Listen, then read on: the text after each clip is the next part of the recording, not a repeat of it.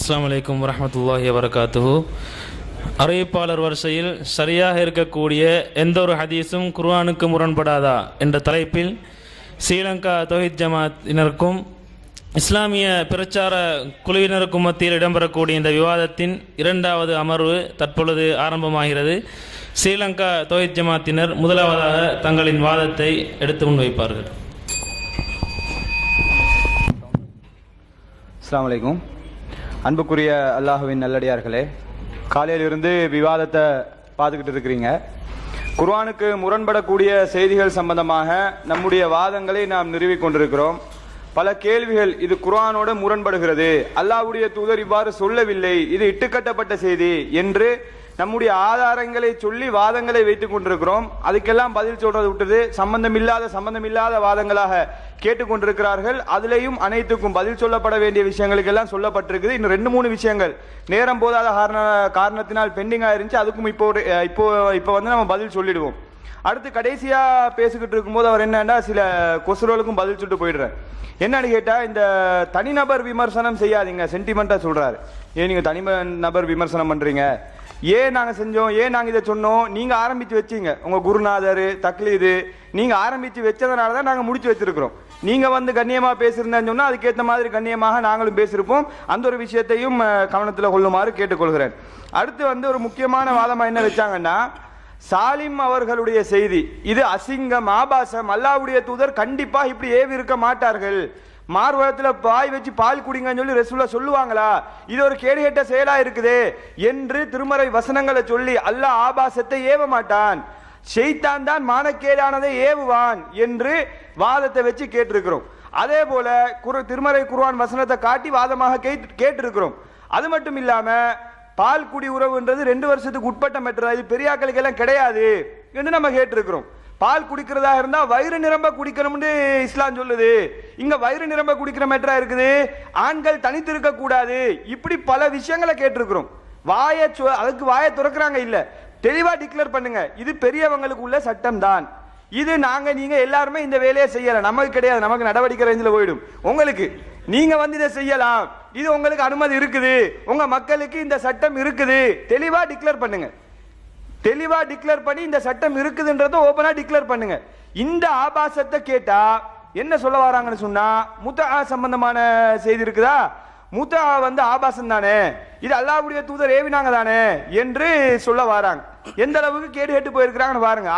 ஒரு ஆபாசத்தை நியாயப்படுத்துறதுக்காக வேண்டி எப்படியெல்லாம் தரம் தாழ்ந்து போறாங்கன்னு சொல்லி பாருங்க. இதுல அல்லாஹ்வுடைய தூதர் முத்தஆவை ஏவினன்னு சொல்லி புரிந்து கொள்ள முடியுமா? ஒரு நடைமுறையில ஒரு சட்டம் இருக்கும் என்று சொன்னால் அந்த சட்டத்தை இஸ்லாம் என்ன பண்ணும்னா காலப்போக்கில் அப்படியே இல்லாமல் ஆக்கிடும். அல்லாஹ்வுடைய தூதர் வந்து ஏவினதாக அல்லாஹ் ஏவினதாக புரிந்து கொள்ள கூடாது. அதை நம்ம அழகா ஏற்கனவே விளங்கப்படுத்தணும். எப்படி? மது சம்பந்தமான விஷயங்கள் இருக்குது. திருமறை குர்ஆன்ல அல்லாஹ் சொல்லி காட்டுறான், லா தக்ரபு ஸலாத், நீங்க தொழுகைக்கு நெருங்காதீங்க, வ அன்தும் சுகாரா, நீங்க வந்து போதையாக இருக்கும்போது தொழுகைக்கு நெருங்காதீங்கன்னு அல்லாஹ் குர்ஆன்ல சொல்றானே.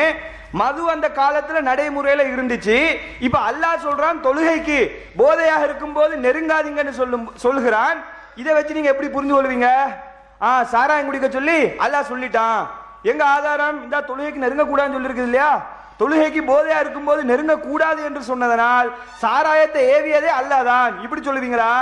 ஸ்டெப் பை ஸ்டெப்பா கொஞ்சம் கொஞ்சமா எதுவெல்லாம் இஸ்லாம் நடைமுறையில இருந்துச்சோ அதையெல்லாம் போக்கக்கூடிய விதத்துல, நீக்கக்கூடிய விதத்துல தான் அல்லாஹ்வுடைய தூதர் நடந்தார்கள்.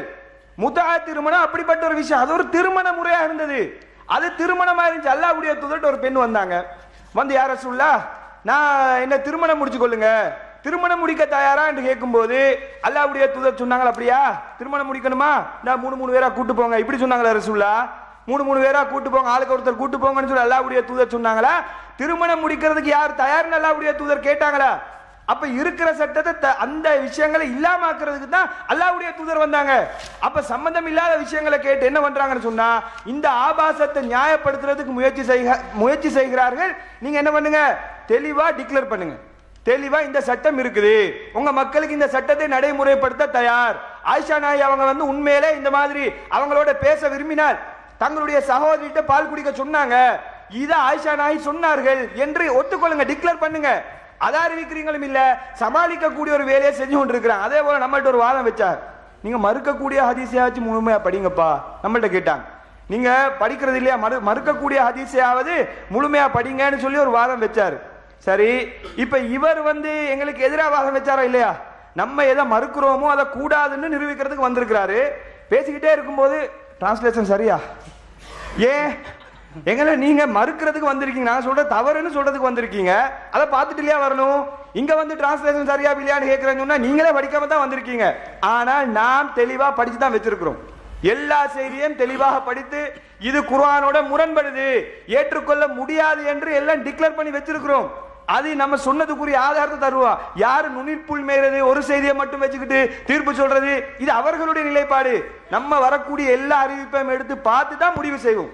அப்ப அது சம்பந்தமான விஷயங்களுக்கு பதில் சொல்லப்பட வேண்டியிருக்குது. அஸ்ஸலாமு அலைக்கும் வரஹ்மத்துல்லாஹி வபரகாத்துஹு. அன்பிற்குரிய சகோதரர்களே, இந்த விவாதத்தினுடைய போங்கு எப்படி அமைந்திருக்கிறது என்பதை நீங்கள் பார்த்து கொண்டிருக்கிறீர்கள். இதுவரைக்கும் கேட்கப்பட்ட எந்த ஒரு கேள்விக்கும் உருப்படியான பதில் சொல்லாமல் உளறி கொண்டிருக்கிறார்கள். உதாரணமாக சொல்வதாக இருந்தால், உம்மு ஹராம் ரலியல்லாஹு அன்ஹா அவர்கள் சம்பந்தப்பட்ட ஒரு செய்தியை எடுத்து காட்டினோம். அவர்கள் மஹரம் என்று சொல்லி அல்லாஹ்வுடைய தூதர் ஸல்லல்லாஹு அலைஹி வஸல்லம் அவர்கள் சொல்லவே இல்லை. எனக்கு பால்குடி சிற்றண்டை என்று அவர்கள் பேசவே இல்லை. மாறாக அவர்களிடத்தில் கேள்வி கேட்கப்படுது. இதை நான் முந்தைய அமர்வுலேயே சொன்னேன். வாயை திறந்தாங்களா, வாய்க்குள்ள இருந்து முத்தி ஏதாவது கொட்டுப்பட போகிறதா? விவாத அமர்வுல பதில் சொல்லணும். இந்த வாதத்திற்கு என்ன பதில்? இந்த வாதத்தில் பாருங்க, நபிகள் நாயகம் ஸல்லல்லாஹு அலைஹி வஸல்லம் அவர்கள் லம் யகுன் யதுகுலு பைத்தன் பில் மதீனதி கைர பைத்தி உம்மி சுலைமின் இல்லா அலா அஸ்வாஜிஹி ஃபகீல லஹு ஃபகால இன்னி அர்ஹமுஹா. ரசூல் ஸல்லல்லாஹு அலைஹி வஸல்லம் அவர்கள் தன்னுடைய மனைவிமார்களுடைய வீடுகளையும் உம்மு சுலைம் ரலியல்லாஹு அன்ஹா அவர்களுடைய வீட்டையும் தவிர வேறு எந்த ஒரு பெண்ணுடைய வீட்டுக்கும் போக மாட்டாங்களாம். அது ஏன் என்று அவர்களிடத்தில் கேள்வி கேட்கப்படுது. உம்மு சுலைமுடைய வீட்டுக்கு போறீங்க, அதுக்கு என்ன காரணம்? அதுக்கு கேட்ட நேரத்தில் நபிகள் நாயகம் ஸல்லல்லாஹு அலைஹி வஸல்லம் சொல்றாங்க, நான் அந்த பெண்ணுக்கு அன்பு காட்டுகிறேன், இரக்கம் காட்டுகிறேன். அதுக்கு என்ன காரணம் தெரியுமா? குத்தில அஹூஹா மாயி, அந்த பெண்ணுடைய சகோதரர் என்னோடு அவர் கொல்லப்பட்டிருக்கிறாரு. ரசூல் ஸல்லல்லாஹு அலைஹி வஸல்லம் அவர்களிடத்தில் அந்த சகோதரர் கொல்லப்பட்டிருக்கிறார் என்பதற்காக வேண்டிய அன்பு காட்ட போறாங்க என்று ஒரு காரணம் சொல்றாங்க என்று சொன்னா, அப்ப இந்த இடத்துல என்ன சொல்லியிருக்கணும்? அது மகரம் தானே, அதனால தான் போகிறேன் என்று சொல்லியிருக்க. அப்படி சொல்லல. இன்னும் சொல்றதாக இருந்தால், ஒருவருடைய வீட்டுக்கு அன்பு காட்டையே போறாங்கன்னு வச்சுக்கொள்வோமே, அடிக்கடி அன்பு காட்ட போவாங்களா? நபிகள் நாயகம் ஸல்லல்லாஹு அலைஹி வஸல்லம் அவர்களை பத்தி என்ன நினைத்து கொண்டிருக்கிறீர்கள்? உங்களை மாதிரி நினைச்சுக்கிட்டீங்க நபிகள் நாயகத்தை? இன்னும் சொல்றதா இருந்த ரசூல் அன்புள்ள சகோதரர்களே, இந்த விவாத ஒப்பந்தத்தில் நீங்க பாருங்க. விவாத ஒப்பந்தத்தில் என்ன எழுதியிருக்கிறாங்க? எதிர்த்தரப்புல உள்ளவர்களுடைய நிலைப்பாட்டை பாருங்க. மறுக்கப்பட்டிருக்கும் இந்த செய்திகளை குர்ஆனோடு இணைத்து அழகாக புரிந்து கொள்ளலாம் அப்படின்னு இவங்க சொல்றாங்க. அழகாக புரிந்து கொள்ளலாம் என்று சொல்றீங்களே, அழகாக புரிந்து கொள்ற மாதிரி விளக்கினீங்களா? இப்படிதான் இது ஒத்து வருது. உங்களுடைய அழகான விளக்கத்தை, அருமையான விளக்கத்தை இந்த இடத்துல எடுத்து சொன்னீங்களா? சொல்ல முடியலையே, கேவலப்பட்டு போய் நிக்கிறீங்களே, வாய் துறக்காம இருக்கிறீங்களே, எதை எடுத்தாலும் ஆபாசமா பேசுறீங்க நீங்க. அதுக்காக வேண்டிதான் மலக்குல் மௌத்துடைய செய்தியை தூக்கி போட்டோம். மலக்குல் மௌத்துடைய செய்தியை தூக்கி போட்டோம்னா ஆக்கல் மௌத், எந்த பேச்சும் இல்லை, வாயே வரல வெளியில, இன்னும் புதிய ஆய்வு வரல. இதுக்குள்ளதான் என்னது, நாங்க தௌபா செஞ்சு நீண்டுட்டோம். இமாமு தௌபா இருக்கிறீங்களே, பதில் சொன்னீங்களா? நிரடல் ஆலிம்சா பதில் சொன்னீங்களா? இதுக்கெல்லாம் பதில் சொல்வதற்கு தான் இந்த களம் அமைக்கப்பட்டிருக்கிறது. ஆரம்பத்தில் என்னமோ எகிரினாரு, குதிக்க பார்த்தாரு, அடுத்த அமர்களை ஆள் மூச்சு பேச்ச காரணம் கோமாவுக்கு போயிட்டீங்களா? பதில சொல்லுங்க. பதில் சொல்ல வேண்டிய இடத்தில் இருந்து கொண்டு பதில் சொல்லாமல் ஏதேதோ கதை இழந்து கொண்டிருக்கிறார்கள் என்பதை நம்ம உணர்ந்து கொண்டிருக்கிறோம்.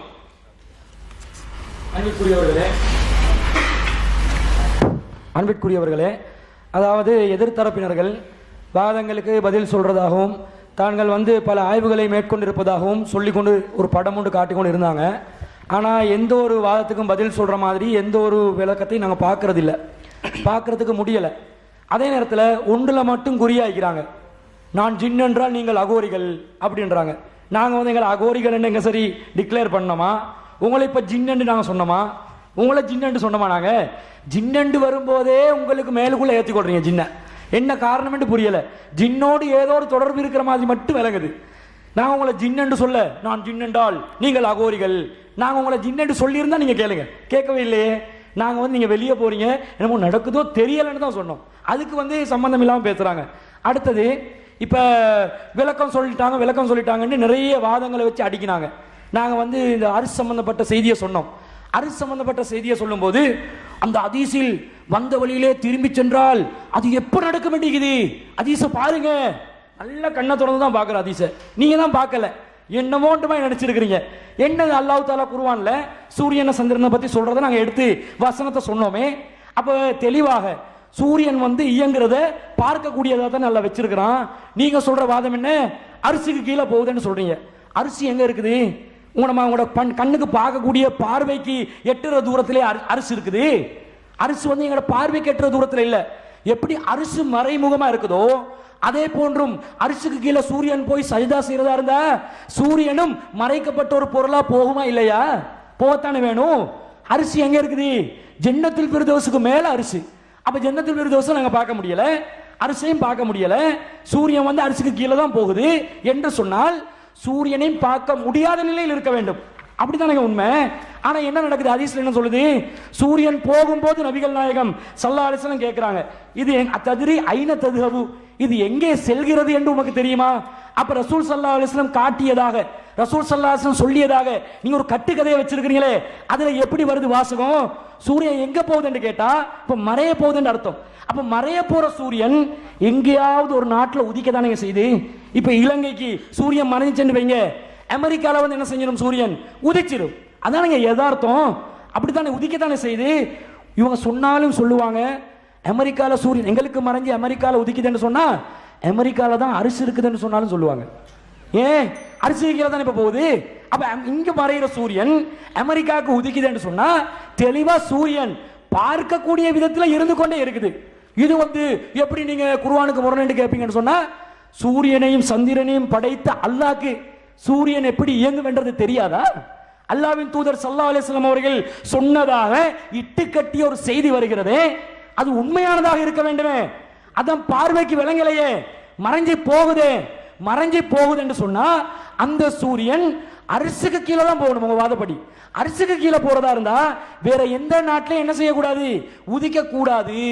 ஏன் தெரியுமா? அல்லாஹ் சொல்றான், நான் சொல்வதாக இருந்தா உண்மையை மட்டும் தான் சொல்லுவேன் என்றான். அல்லாஹ் குர்ஆன்ல சொல்லி காட்டுறான், ஒமன் அஸ்தகு மினல்லாஹி கீலா, அல்லாஹ்வை விட அழகான உண்மையை பேசக்கூடியவன் யாருன்னு கேட்கிறான். உண்மையை பேசக்கூடியவன் யாருன்னு அல்லாஹ் கேட்கிறான்.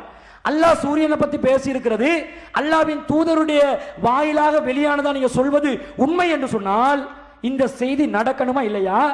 அப்ப மறைகிற சூரியனை வேறொரு நாட்டில் உதிக்கிறத பார்க்கிறோம்.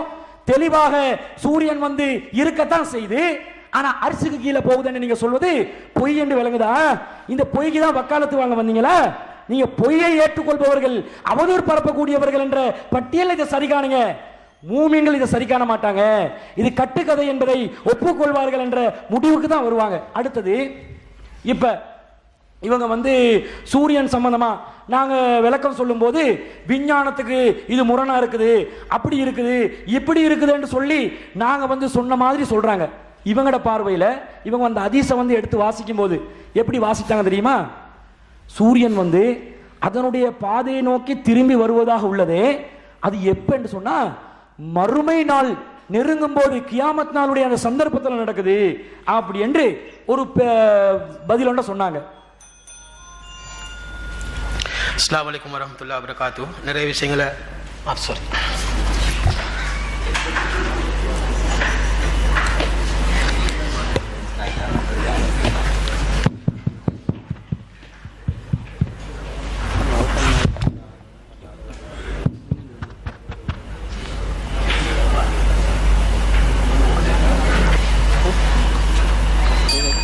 அஸ்ஸலாமு அலைக்கும் வரஹ்மத்துல்லாஹி வபரகாத்துஹு. அன்புக்குரிய சகோதரர்களே, நிறைய விஷயங்களை சொல்ல வேண்டியிருக்குது.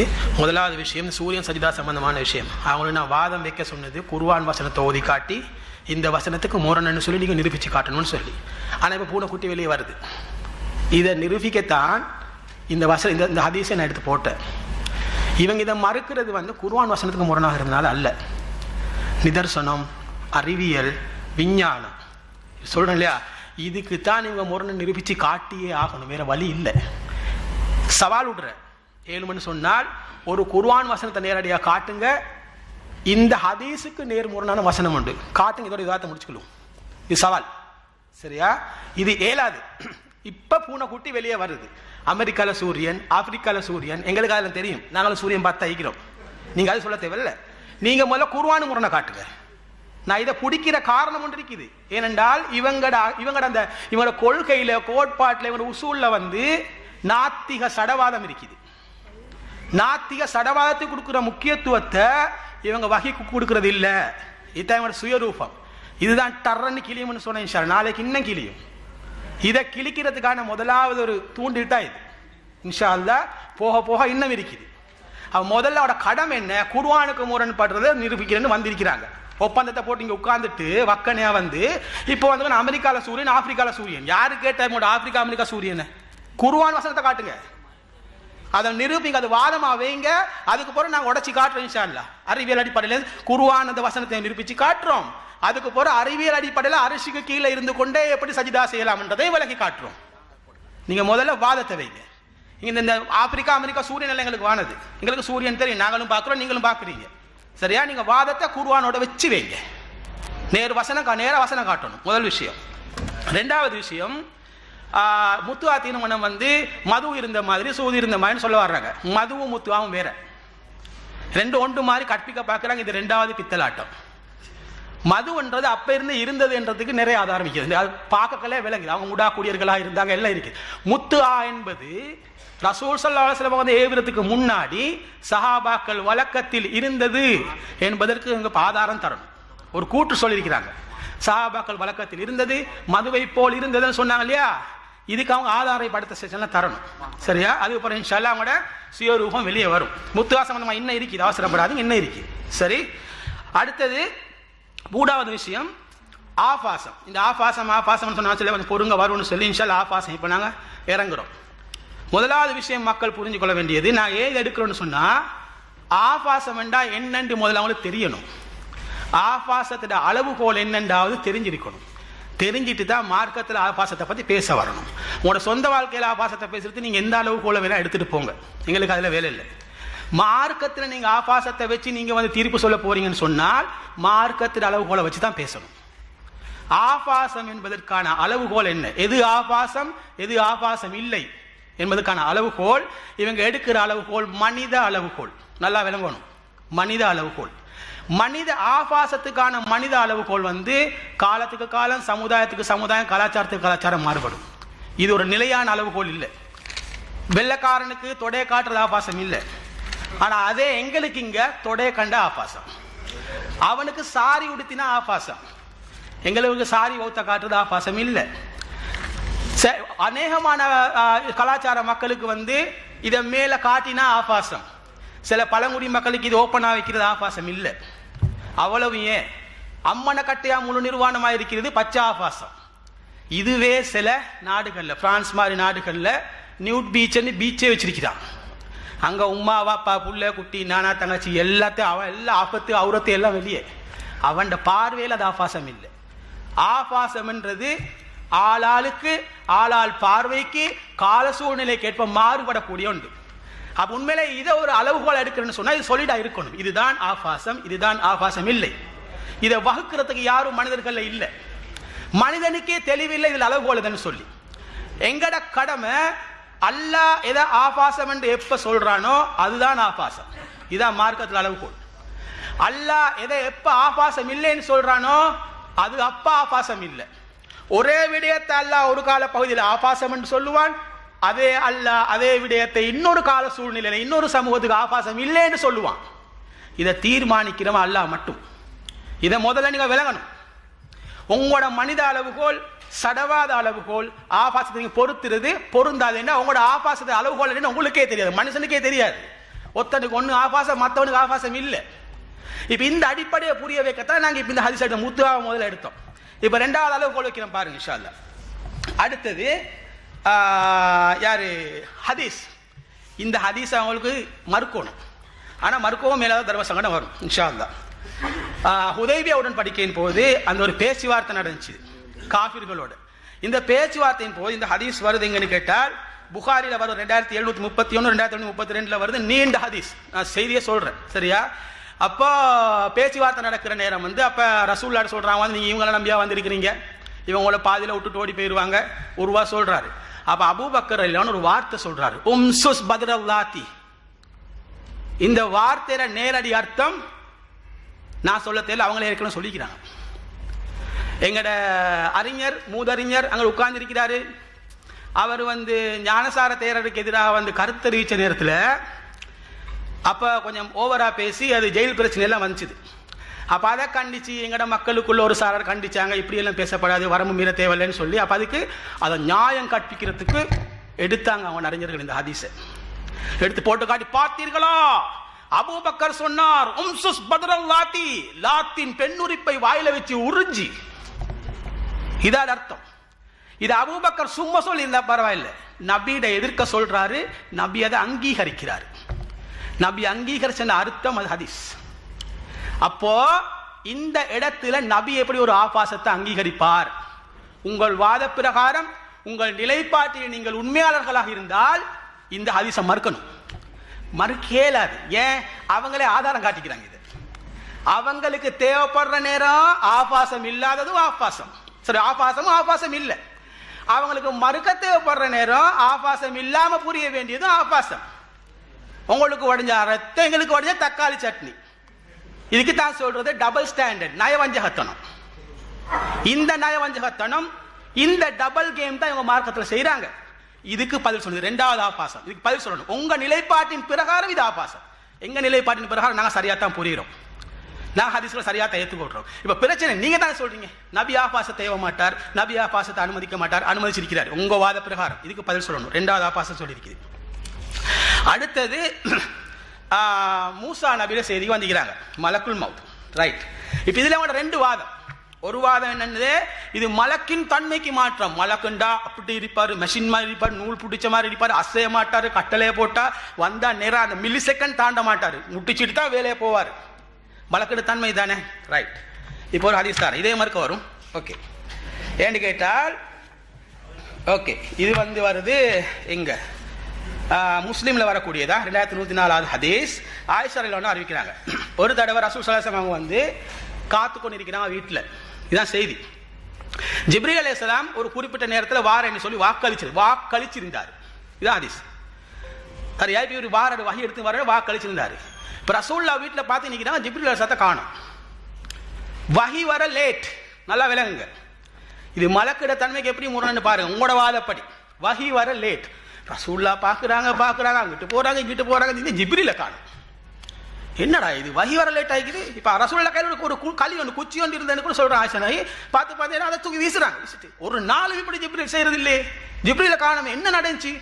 சடமாரி வரங்கள கடைசியில் பார்த்தா கட்டிலுக்கு அடியில் தூக்கி பார்த்தா ஒரு நாய்க்குட்டி. அப்போ ஆயிஷா இந்த நாய்க்குட்டி இங்கிருந்து வந்தது. அப்போ ஆயிஷா சொல்றாங்க, தெரியாது யாரை சொல்லலாம். உடனே நாய் எடுத்து நாயை வெளியே போடு. நாயை போட்டா ஜிப்ரீல் வராது. அது வரைக்கும் முத்தத்தில் ஜிப்ரீல் வெயிட்டிங். எதுக்கு? நாய்க்குட்டி ஒன்றால் ஒரு மலக்கு தாமதம் ஆயிட்டாரு. இவருக்கு ஆற்றல் இல்லையா? அந்த நாய் என்னமாவது செஞ்சுட்டு உள்ளுக்கு வரையலாதா? அல்லாட ஓர்டர் என்ன? இந்த நேரத்தில் போயிட்டு இந்த விஷயத்துக்கு முகமதுக்கு அறிவி. இவரு தந்த வாக்கு, ஒரு மலக்கு வாக்கு மீறுவாரா? ஒரு மலக்கு அல்லாட கட்டளைக்கா டிலே பண்ணுவாரா? வெயிட்டிங்ல நிக்கிறாரு. நின்று நாய்க்குட்டி போக காட்டி இருந்து அது போற சொல்றாரு, நான் வராம. இந்த காரணம் நாய்கள் இருக்கிற வீட்டுக்கு மாணவர்கள் நுழைய மாட்டார்கள். இந்த ஹதீஸ் பல கிரந்தங்களை பதிவாகி இருக்குது. சரியா? அப்ப சொன்னால் இப்ப உங்க நிலைப்பாடு பிரகாரம், உங்களோட நிலைப்பாட்டு பிரகாரம் இது வானவரின் தன்மைக்கு முரணா இல்லையா? அப்ப உண்மையில நீங்க மூசா நபி சம்பவத்தை சொன்னீங்களே, அவர் திரும்பி போனாரு, வந்த வேலையை முடிக்கல, இதெல்லாம் வானவர் தன்மைக்கு அவன் நூல் பிடிச்ச மாதிரி நிற்பாங்க, செஞ்சா செய்வாங்க. இங்க வானவர் தலைவர் ரூஹுல் குதுஸே லேட் ஆகிக்கிறாரு. இதை எங்க போய் எந்த கணக்குல சேர்க்கிறது? உங்களுக்கு ஒரு வழிதான் இருக்குது, ஹதீஸை மறுத்தாகணும், வேற வழி இல்லை. இன்ஷா அல்லாஹ் மறுக்க வைப்போம், மறுங்க. சரியா? இதுக்கு பதில் சொல்லுங்க, ஒன்று விளக்கம் சொல்லுங்க, இல்ல மறுங்க. அதுக்கப்புறம் நீங்க விளக்கம் சொன்னீங்கன்னு சொன்னா அந்த விளக்கத்தை நாங்கள் கொண்டது எப்படி மூசா நபியோட கோருக்கிறேன்னு எங்களுக்கு தெரியும். அதை நாங்கள் கடைசியா செய்வோம் இன்ஷா அல்லாஹ். இதுக்கு பதில் வேணும். சரியா? இது அடுத்தது சொல்லுவோம்.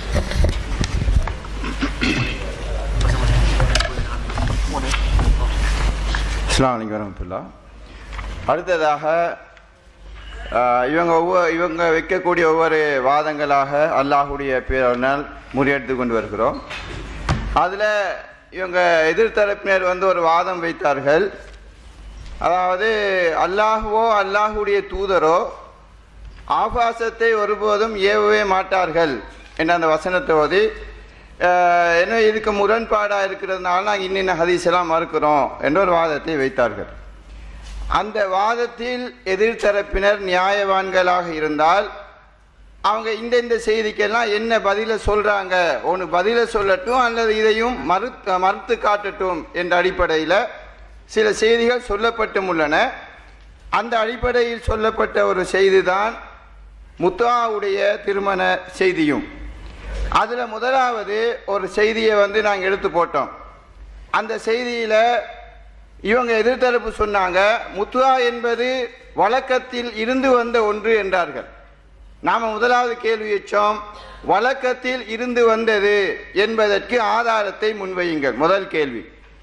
இரண்டாவது, நபிகள் நாயகம் ஸல்லல்லாஹு அலைஹி வஸல்லம் அனுமதி அளித்தார்கள், நாங்கள் காயடிக்கவா என்று கேட்டபோது அதை தடுத்துவிட்டு ரஹஸஹு, அல்லாஹ்வுடைய தூதர் சஹாபாக்களுக்கு முத்துவா திருமணம் செய்வதற்கு அனுமதி வழங்கினார்கள் என்ற செய்தியை நாங்கள் எடுத்து போட்டோம். அந்த ருக்ஸா அனுமதி என்றால் அந்த அரபு சொல்லினுடைய மொழி வழக்கு என்னான்னு தெரிஞ்சிருந்தா கூட சத்தியத்தை புரிந்திருப்பார்கள். அதினலகு ஃபீஹி பஅத நஹியன்ஹு, ஒரு காரியத்தை தடுத்ததற்கு பின்னர் அதற்கான அனுமதி வழங்குதல், இத மோஜமுல் வசீத் என்று சொல்லக்கூடிய அரபு அகராதியில் வரக்கூடிய வியாக்கியானம். அவ் ஆரம்பத்தில் தடுக்கப்பட்டிருந்து அதில் இருந்து விதிவிலக்கு அளித்தல், அனுமதி கொடுத்தல் என்பதுதான் ருக்ஸா என்பதற்கே அர்த்தம், அகராதி அர்த்தம். அப்ப அல்லாஹ்வுடைய தூதர் அவர்கள் முத்துவாவுக்கு அனுமதி கொடுத்தார்கள் என்றால் தடை செய்யப்பட்டு அதுக்கு பிறகு அதிலிருந்து அனுமதி என்பதை நாங்கள் தெளிவாக புரிந்து கொள்கிறோம். மூன்றாவதாக, அல்லாஹ்வுடைய தூதர் அவர்கள் நேரடி வார்த்தையிலேயே கட்டளையிடுகிறார்கள். எப்படி வருகிறது? அமரனா ரசூலுல்லாஹி ஸல்லல்லாஹு அலைஹி வஸல்லம் பில் முத்அத ஆமல் ஃபத்ஹி, மக்கா வெற்றியின் போது அல்லாஹ்வுடைய தூதர் அவர்கள்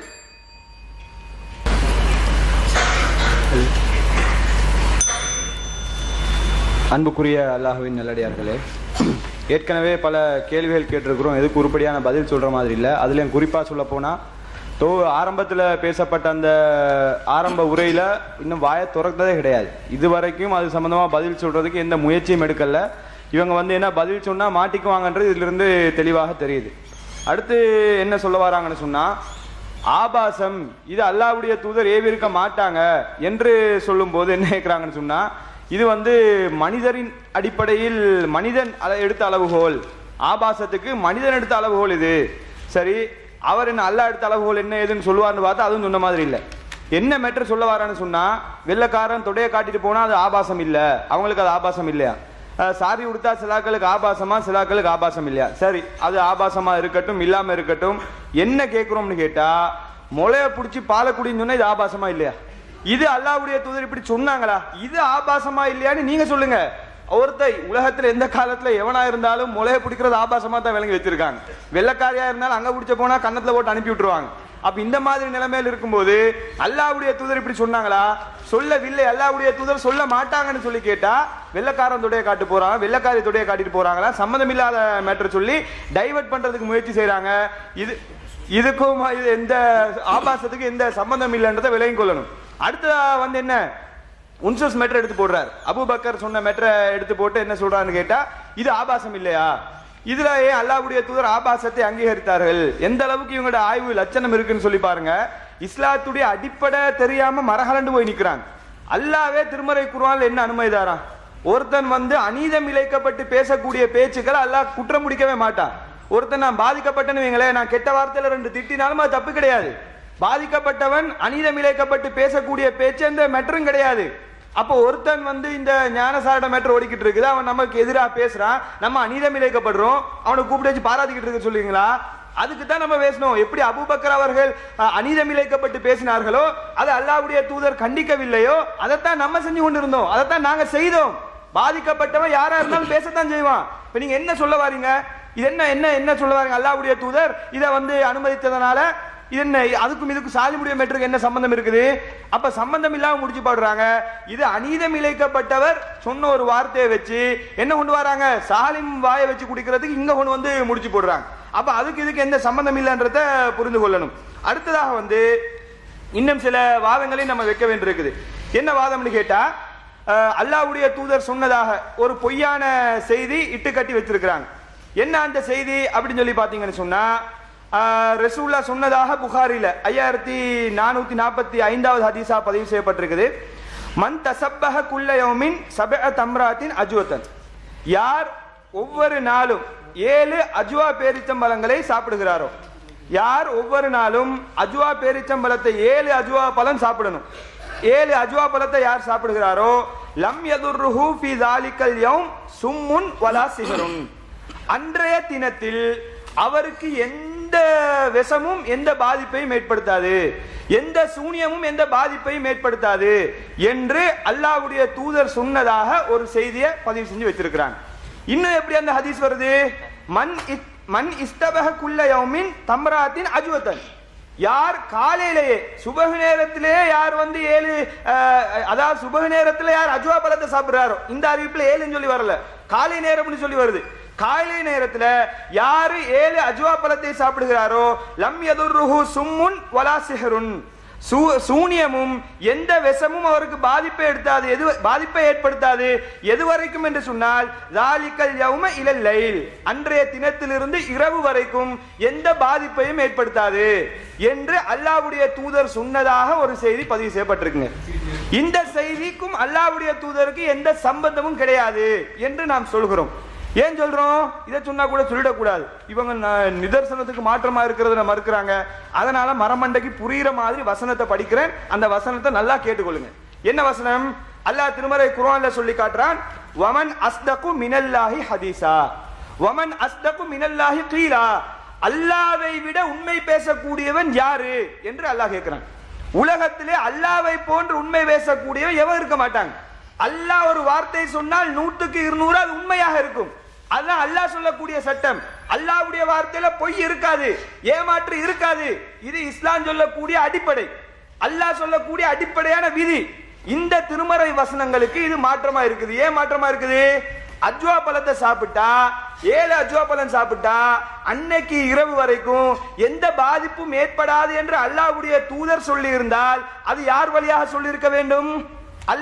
அல்லாஹ்வின் புறத்திலிருந்து வரக்கூடிய மெசேஜை தான் சொல்லணும். அப்ப அல்லாஹ்வுடைய வஹி, அல்லாஹ் சொல்றான் நான் பொய் சொல்ல மாட்டேன், அல்லாஹ் தான் மிகப்பெரிய உண்மையாளன், அல்லாஹ் சொல்றானா. இப்ப அஜ்வா செய்தி, அஜ்வா இருக்குது, நீங்க என்ன பண்ணுங்கன்னு சொன்னா, அஜ்வா பழத்தை சாப்பிட்டுட்டு வாங்க, நாங்க விஷத்தை தாரோம், குடிச்சு காட்டி ஹதீஸை நிரூபிச்சிருங்க, அப்படியே விவாதத்தை முடிச்சுட்டு போயிடுவோம், கதை முடிஞ்சிருச்சு. எந்த ஆர்கியுமெண்ட்டும் தேவை கிடையாது, எந்த வாத பிரதிவாதம் எதுவுமே தேவை கிடையாது. அந்த அளவுக்கு நீங்க நம்புறீங்களா இல்லையா? அல்லாஹ்வுடைய தூதர் சொன்னமே நல்லெண்ணெய் வைக்க கூடாதா?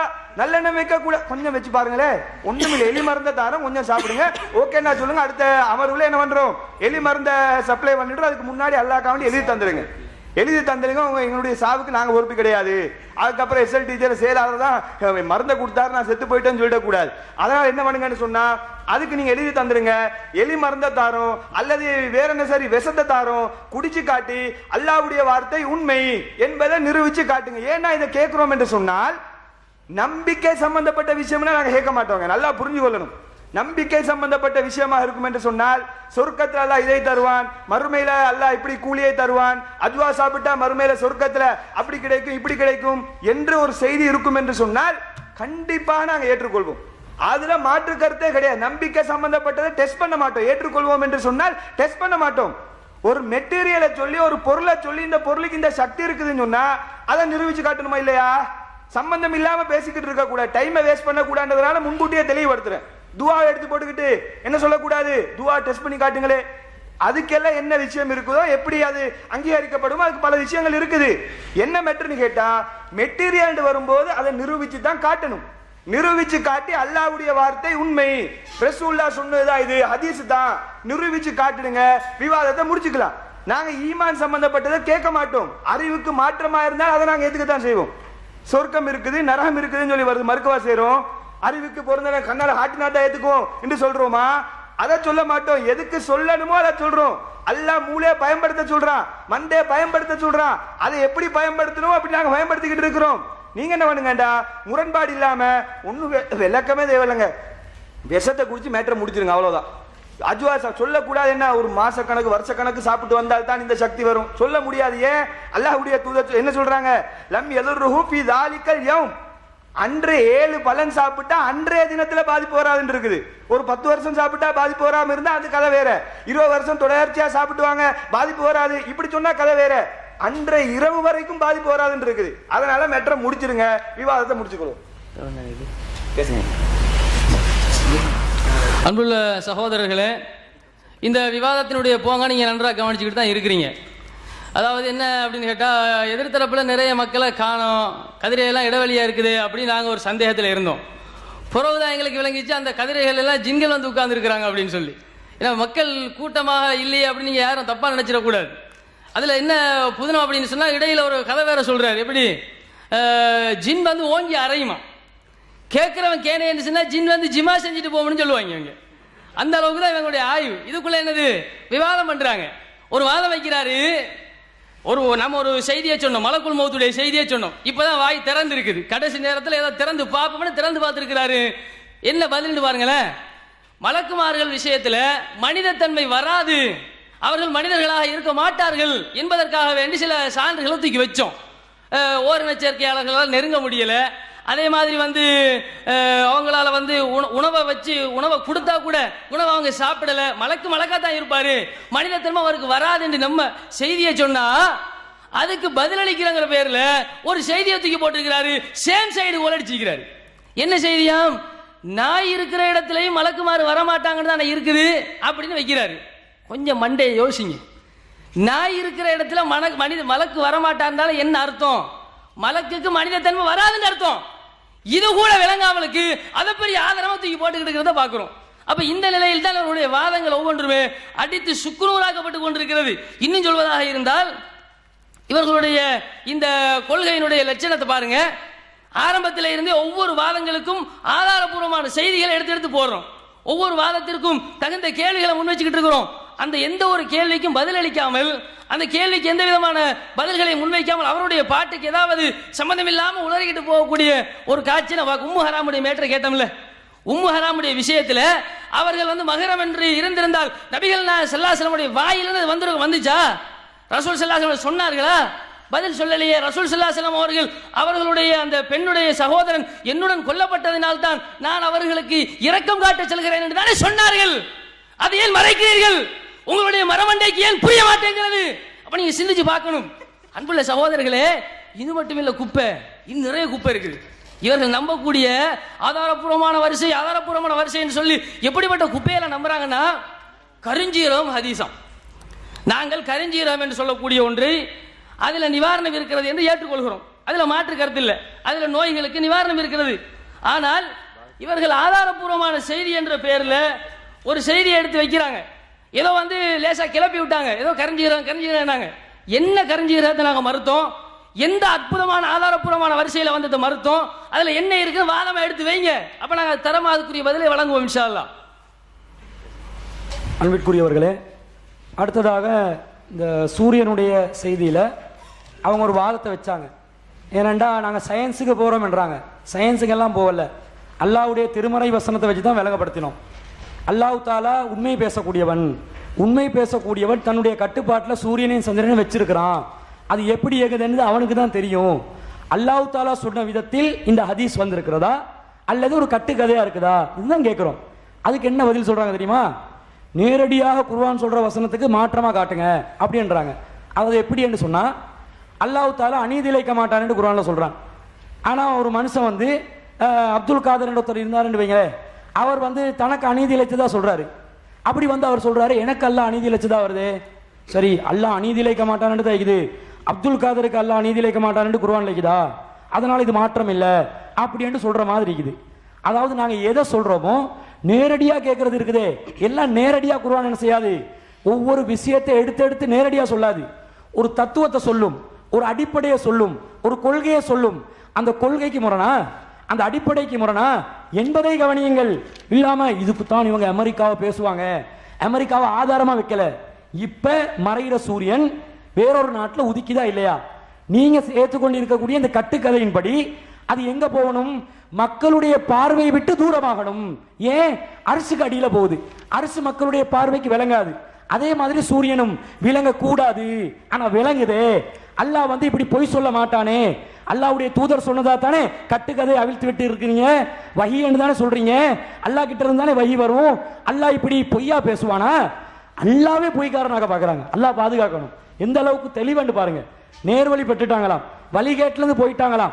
அல்லாவே பொய்க்காரன் என்று சொல்ற அளவுக்கு மிகவும் அநியாயமான ஒரு கொள்கைக்கு போயிட்டாங்க.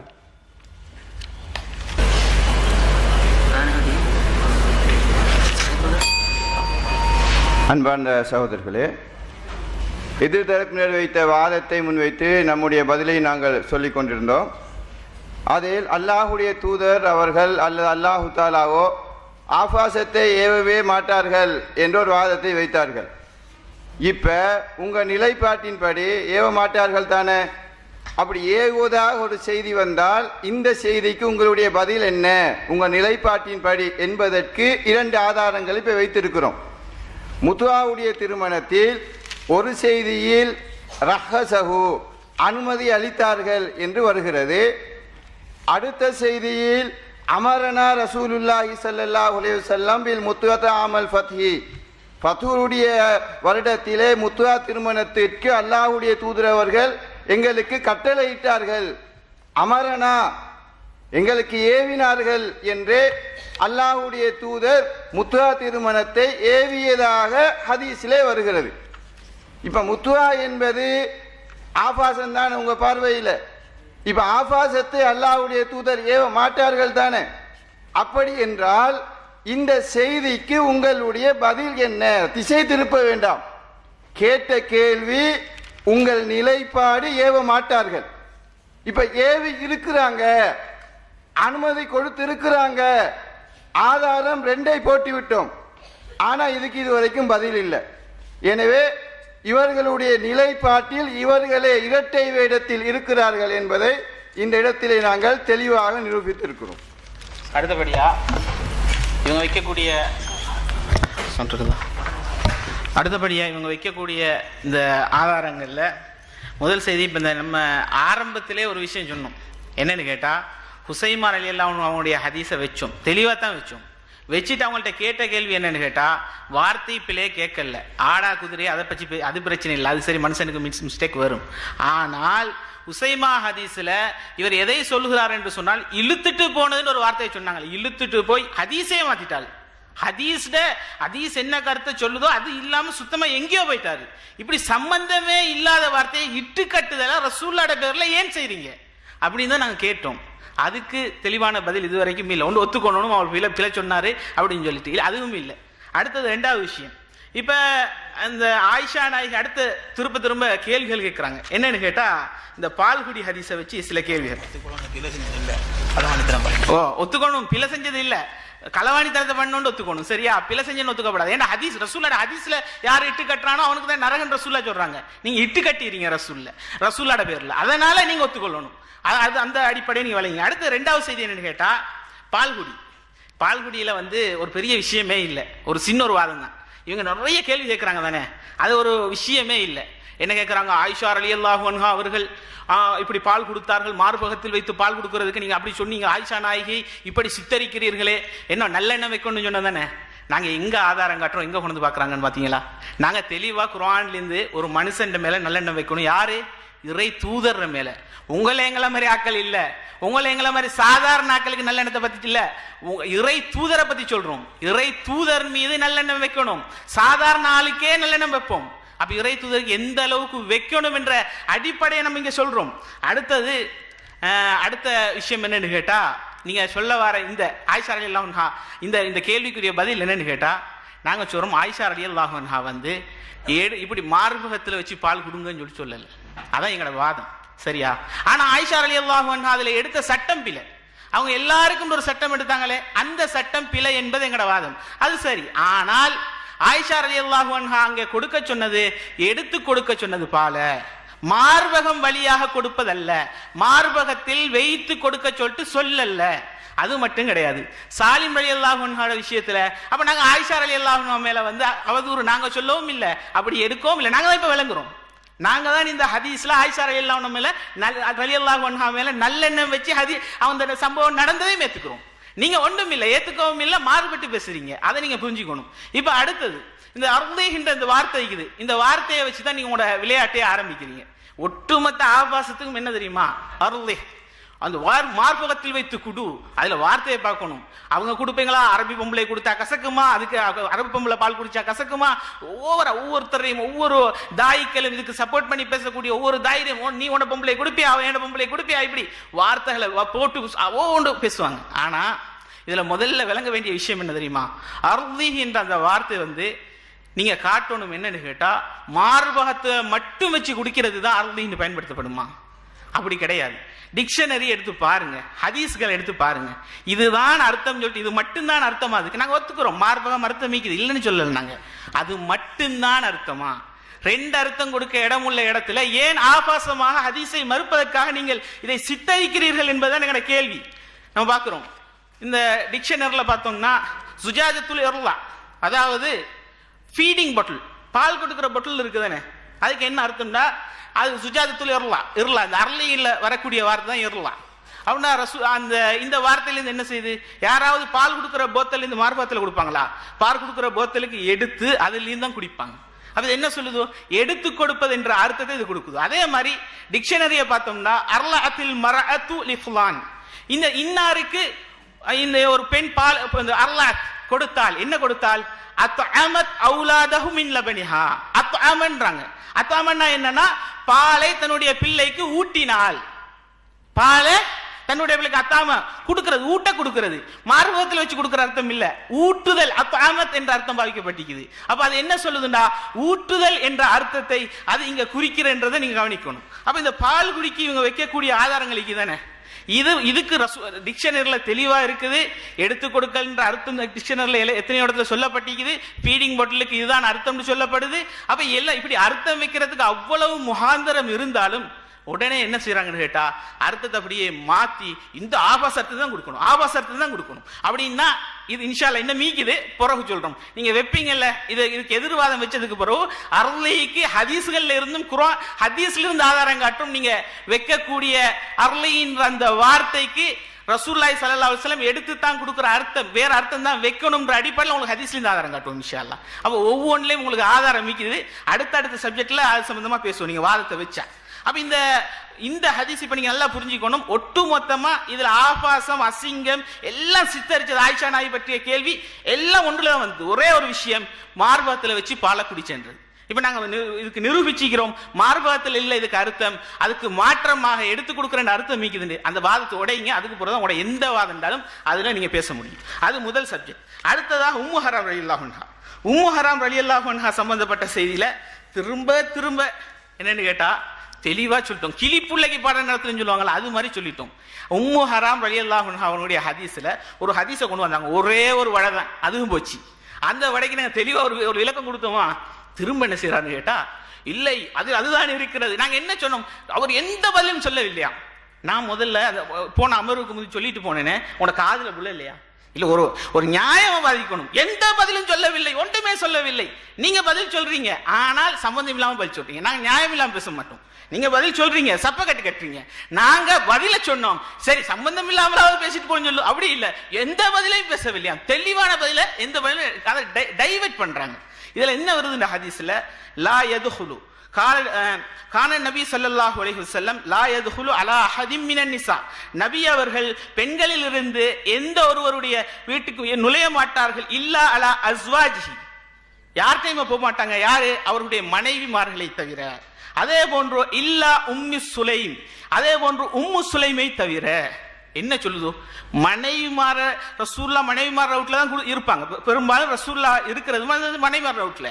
அதே நேரம் மனைவிமாருடைய வீட்டில் இல்லாட்டி உம்மு சுலைமுடைய வீட்டில் இருப்பாங்க. ஏன் தெரியுமா?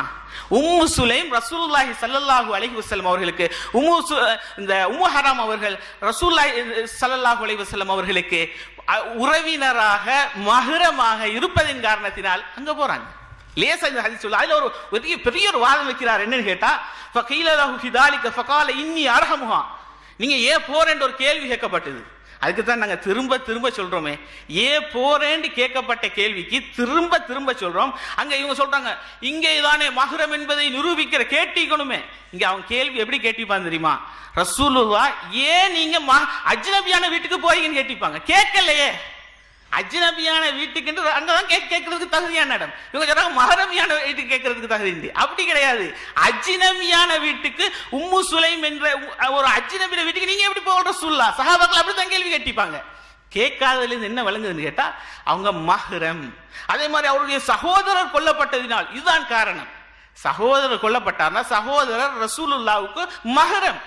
அந்த அடிப்படையில் தன்னுடைய மகரமான ஒரு சகோதரர், அது உம்மு சுலைமுடைய சகோதரர் கொல்லப்பட்டதினால் அதிகமாக இப்ப எங்களோட குடும்பத்தில் ஒருத்தர் இறந்துட்டாரு.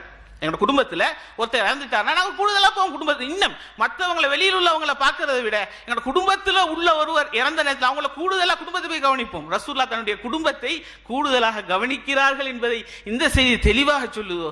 அதுல எந்த வாதமும் வைக்கவில்லை, அதுக்கு எந்த அர்த்தமும் இல்லை, எந்த அடிப்படையும் இல்லை. இப்படி பேசுறாங்க. அடுத்தது இது விஷயத்துல மருகா அடுத்தது இந்த ஹதீஸ்ல சொல்லக்கூடிய ஒரு விஷயம் மடி. இவங்களுடைய வாதங்கள்ல நிறைய வாதங்களை நாங்கள் பார்க்கலும் மடியை கொண்டுவாங்க. இந்தஹாக்கு என்ன அர்த்தம் தெரியுமா? மடியில் வைத்தார்கள். நாங்க நிரூபித்தோம். இங்க மகரம்னா மடியில வச்சா என்ன, தலையில வச்சா என்ன, அதை பத்தி சம்பந்தமே இல்லைங்க, நிரூபித்தோம். இப்ப அவங்கள்ட்ட இருந்த ஆதாரம் எல்லாம் உடைச்சாச்சு, சப்ஜெக்ட் இல்லை. இருந்தாலும் ஹதீசுகளை இவர்கள் இப்படித்தான் சித்தரிச்சு கொண்டு போறாங்கன்றதுக்கு கூடுதலா வார்த்தைகள் ஒன்று இருந்துச்சு, டபுள் ஆக்கி காட்டினாங்கன்றத நிரூபிக்கிறதுக்காக கேட்கிறோம். மடிக்கு நீங்க எந்த அடிப்படையில் எடுத்தீங்க? அதுக்கு அங்க மடிக்கு என்ன வார்த்தை இருக்கிறது? நீங்க உங்களோட வாதத்தை வைங்க, நாங்க அதுக்கு இன்ஷா அல்லாஹ் அடுத்த இதுல பதில் சொல்லுவோம். அஸ்ஸலாமு அலைக்கும். அடுத்ததாக சகோதரர்களே, எதிர்த்தரப்பினர்கள் மறுக்கக்கூடிய இன்னும் ஒரு முக்கியமான செய்தியை உங்களுடைய கவனத்திற்கு நாங்கள் கொண்டு வருகிறோம். இமேஜ் 13 போடுங்க.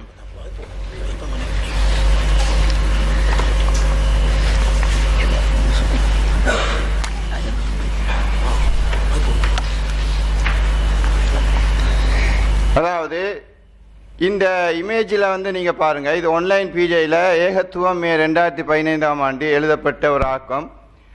அதில் புகாரியில் இடம்பெறுகின்ற மூசா நபி மலக்குல் மௌத்தை தாக்கிய சம்பவம், மூசா நபி நிர்வாணமாக ஓடிய சம்பவம் போன்ற ஹதீஸ்கள் நெருடலானவை என்ற ஆய்வு பார்வையை அப்படின்ற அந்த ஆர்டிகல் தொடர்கிறது. இந்த ஆக்கத்தின் ஊடாக இவர்கள் என்ன செய்தியை சொல்ல வருகிறார்கள் என்றால், அதாவது டிஎன்டிஏ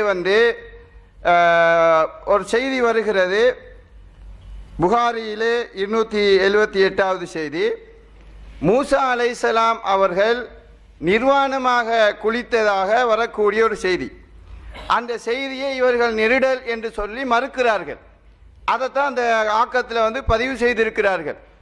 அந்த ஆக்கத்தில் எந்த செய்தியை மறுக்கிறார்களோ அந்த செய்தி என்ன என்பதையும், எந்த குர்ஆன் வசனத்திற்கு எதிரானதாக இருக்கிறது என்பதற்காக மறுக்கிறார்கள் என்பதையும் அவங்க சொல்லணும். முதலாவது செய்தியை நான் உங்களுக்கு சொல்லி காட்டுகிறேன். செய்தி கானத் பனு இஸ்ராயில் யகுதசிலூன உராத், அதாவது பனு இஸ்ரவேலர்கள் தங்களுடைய பழக்கமாக எதை வச்சிருந்தாங்களாம், நிர்வாணமாக குளிக்கக்கூடியவர்களாய் இருந்தார்கள். எந்தொரு பாலுகும் இலா பாலின், ஒருவரை ஒருவர்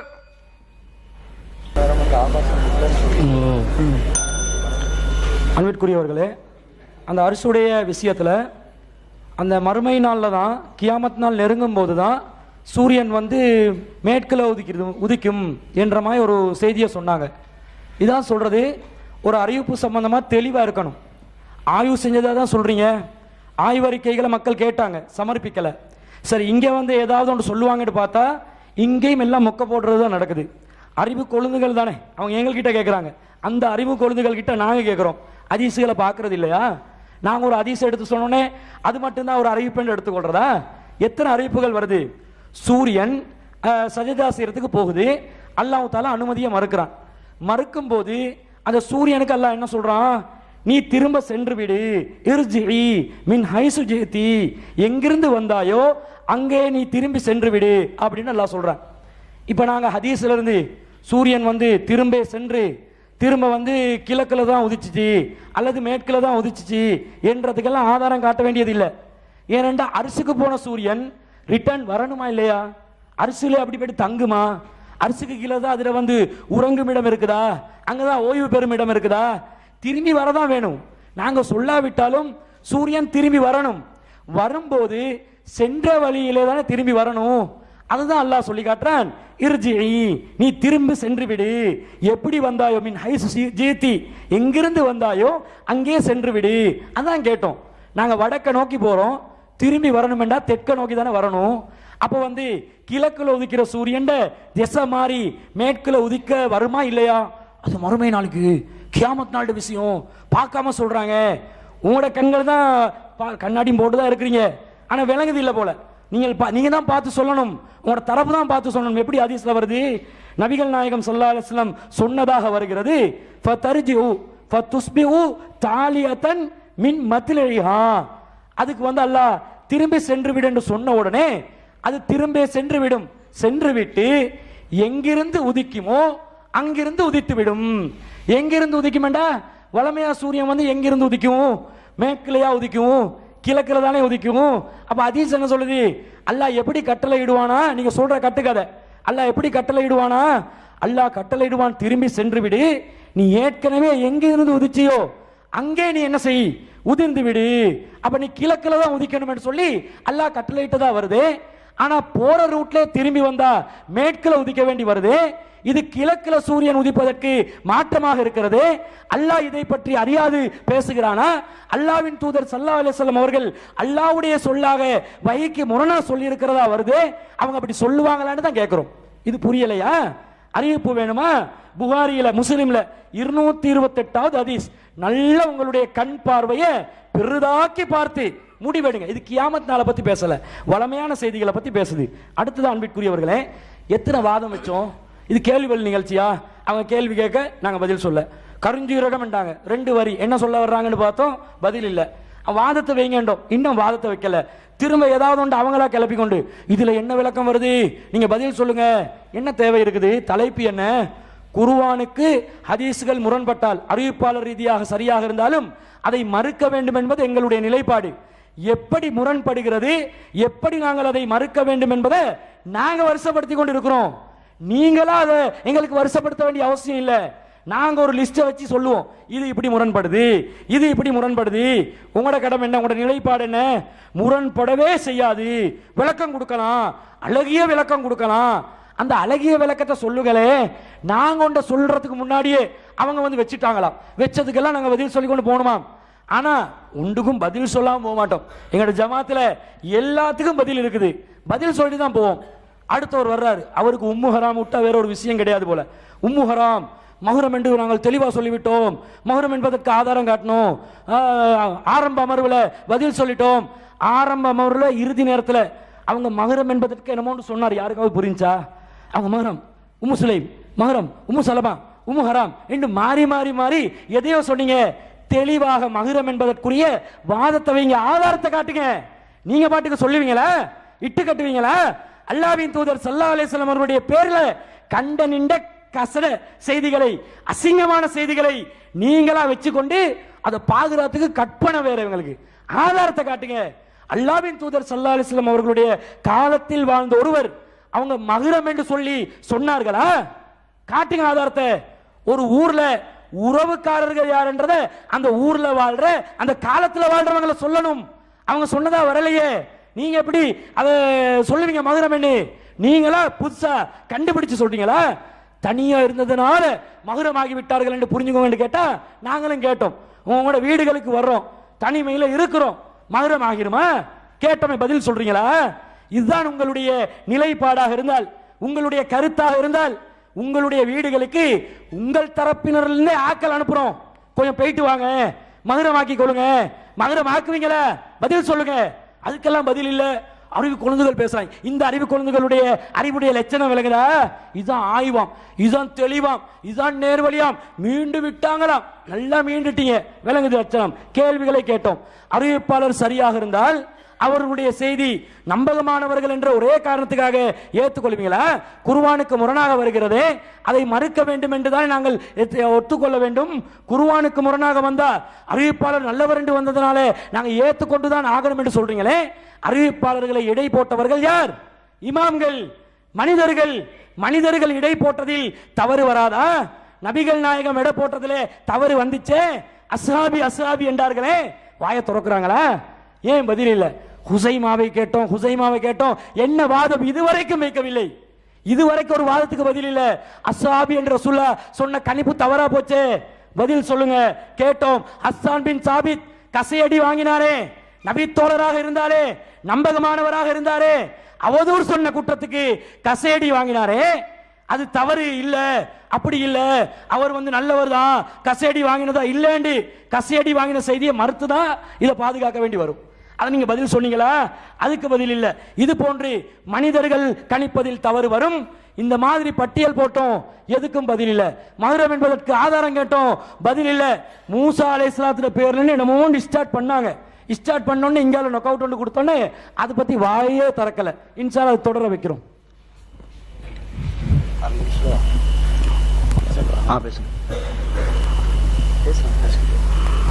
அன்புள்ள சகோதரர்களே, எதிர்த்தரப்பை பார்த்துக்கிட்டு தான் இருக்கிறீங்க. எல்லா வாதங்களுக்கும் பதில் அளிச்சாங்களா, முறியடிச்சாங்களாமா? எப்படி முறியடிச்சாங்கிறத நீங்கள் ஒவ்வொரு விஷயத்துலையும் பார்த்துட்டே வர்றீங்க. உதாரணமாக சொல்கிறதா இருந்தால், இவங்க நிறைய விஷயங்களை சொல்லிக்கிட்டு திரிகிறாங்க. இந்த அருவருப்பான, அசிங்கம் பிடித்த, கேவலமான, மனசே ஒத்துக்கொள்ளாத, ஒரு மனசாட்சி உள்ளவன் ஏற்றுக்கொள்ளக்கூடாத இட்டுக்கட்டப்பட்ட செய்திகளை எல்லாம் ஆதாரப்பூர்வமான அறிவிப்பாளர் வரிசையில் வந்திருக்கிறது என்று சொல்லி வெளியில நம்பிக்கிட்டு சொல்லிக்கிட்டு திரிகிறாங்க. கேட்டோட என்ன சொல்லுவாங்க தெரியுமா? அதுல இட்டுக்கட்டிய சதிகாரம் யாரு, அந்த சதிகாரனை சொல்லுங்க, சதிகாரனை சொன்னா தான் நாங்கள் இட்டுக்கட்டியதுன்னு ஒத்துக்குவோம். எப்படின்னு பாருங்களேன். உதாரணத்துக்கு ஒரு நஜீஸ் பிடித்த ஒரு விஷயத்தை நம்புறாங்க. அதுக்கு இப்போ ஒரு வீட்டுக்குள்ள நீங்க போறீங்க, நீங்க ஒரு வீட்டுக்குள்ள போறீங்க. வீட்டுக்குள்ள போய் பார்த்தா வீட்டுக்குள்ள யாரோ மலம் கழிச்சு வச்சிருக்குது. வீட்டுக்குள்ள யாரோ மலம் கழிச்சு வச்சிருக்குது. கண்ணும் சொல்லுது மலம்தான் என்று சொல்லுது. உங்களுடைய மூக்கும் சொல்லுது, அடிக்கிற துருநாத்தத்தை வச்சு இது கன்ஃபார்மா மலம் தான். உள்ளமும் சொல்லுது, நாத்தம் பிடிச்ச மலம் கிடக்குது, வெளியே தூக்கி போடணும் அப்படின்னு உங்க உள்ளம் சொல்லுது. நாங்க என்ன சொல்றோம் தெரியுமா? தௌஹீத் ஜமாத் என்ன சொல்றோம் தெரியுமா? உடனே அந்த மலத்தை அள்ளி துப்புரவாக்கி வெளியே தூக்கி போட்டுருவோம், வீட்டை கழுவி சுத்தமாக்குவோம் அப்படிங்கிறோம். நஜீஸ் பிடிச்ச தரப்புல இருந்து என்ன சொல்றாங்க தெரியுமா? வேகமோட நிப்பாட்டு, பேண்டவன் யாருன்னு காட்டு அப்படிங்கிறாங்க. அடே பேண்டவன் யாரா இருந்தா எங்களுக்கு என்னடா? இல்ல எங்க வீட்டுல உள்ளவங்க எல்லாருமே சிக்கத்து, எங்க வீட்டுல உள்ள எல்லாருமே ஹவுசக்கு, என்ன நம்பகமானவங்களாம். அடே நம்பகமானவன் பேண்டா என்னடா, சலபி பேண்டா என்னடா, எல்லாம் பி தானடா. இவ்வளவு தெளிவா நாருதுன்னு நாங்க சொல்லிக்கிட்டு இருக்கிறோம். அதை தூக்கி போட்டு வீட்டை சுத்தமாக நாங்க சொல்லிக்கிட்டு இருக்கிறோம். அதுக்கு பதில காணும் பேண்டவனை காட்டு. என்ன பலவீனவன் பேண்டா தான் பீன்னு ஒத்துவாங்களாம். ஏண்டா உறுதியானவன் பேண்டா மட்டும் பி இல்லையா? அது நாராது. அது உங்களுடைய நஜீஸ் கொள்கையை எப்படியெல்லாம் நியாயப்படுத்துகிறீர்கள்? மார்க்கத்தை கேவலப்படுத்துவதற்கு உங்களை போன்ற ஒரு கூட்டத்தை இந்த சமுதாயத்திலே நாங்கள் பார்க்கவில்லை என்கிற அளவிற்கு இந்த போலி ஹதீஸ்களை நம்புகிற கூட்டத்தை நாங்கள் பார்க்கிறோம். அப்போ பேண்டவன் தெரியலன்னு சொன்னா பீயும் உங்களுக்கு அத்தரா எடுத்து பூசிக்குவீங்களா? அதை மார்க்க வேண்டி சொல்லி திரிவீங்களா நீங்க? அப்ப இந்த மாதிரி உங்களுடைய நிலை, செத்து சவமாயி கிடக்குறீங்க. நீங்க அடிக்கிற அடியில மூச்சு பேச்சு இல்லாம ஏதோ பெக்க பெக்கன்னு உளறீங்களே தவிர ஏதாவது உருப்படி என்ன சொல்றீங்களா? இந்த நிலையை நீங்க இந்த தரப்பு பார்த்து கொண்டிருக்கிறது, மக்கள் கவனித்துக் கொண்டிருக்கிறார்கள். அங்கிருந்து புனவாட வந்துகிட்டு இருக்குது எங்களுக்கு. அன்புக்குரிய அல்லாஹ்வின் நல்லடியார்களே, சில கேள்விகள் என்ற பேர்ல சாலிமுடைய மேட்டருக்கு பதில் சொல்லியிருக்கிறாங்க. என்ன பதில் சொல்றாங்கன்னு சொன்னா, இந்த அர்லிஹி இப்பதான் கொஞ்சம் வாதத்துக்கு வந்திருக்கிறாங்க. அதுல என்ன சொல்ல வராங்கன்னு சொன்னா, இந்த பால் போத்தல் இருக்குதா இல்லையா, பால் போத்தலுக்கு அந்த ரலா தந்த வார்த்தை தான் பயன்படுத்துவாங்க. அதனால இதை அப்படி புரிஞ்சு கொள்ளுங்க, அதாவது கறந்து கொடுத்தான்னு சொல்லி புரிந்து கொள்ளுங்கள் என்று ஒரு வாதத்தை வச்சிருக்கிறாங்க.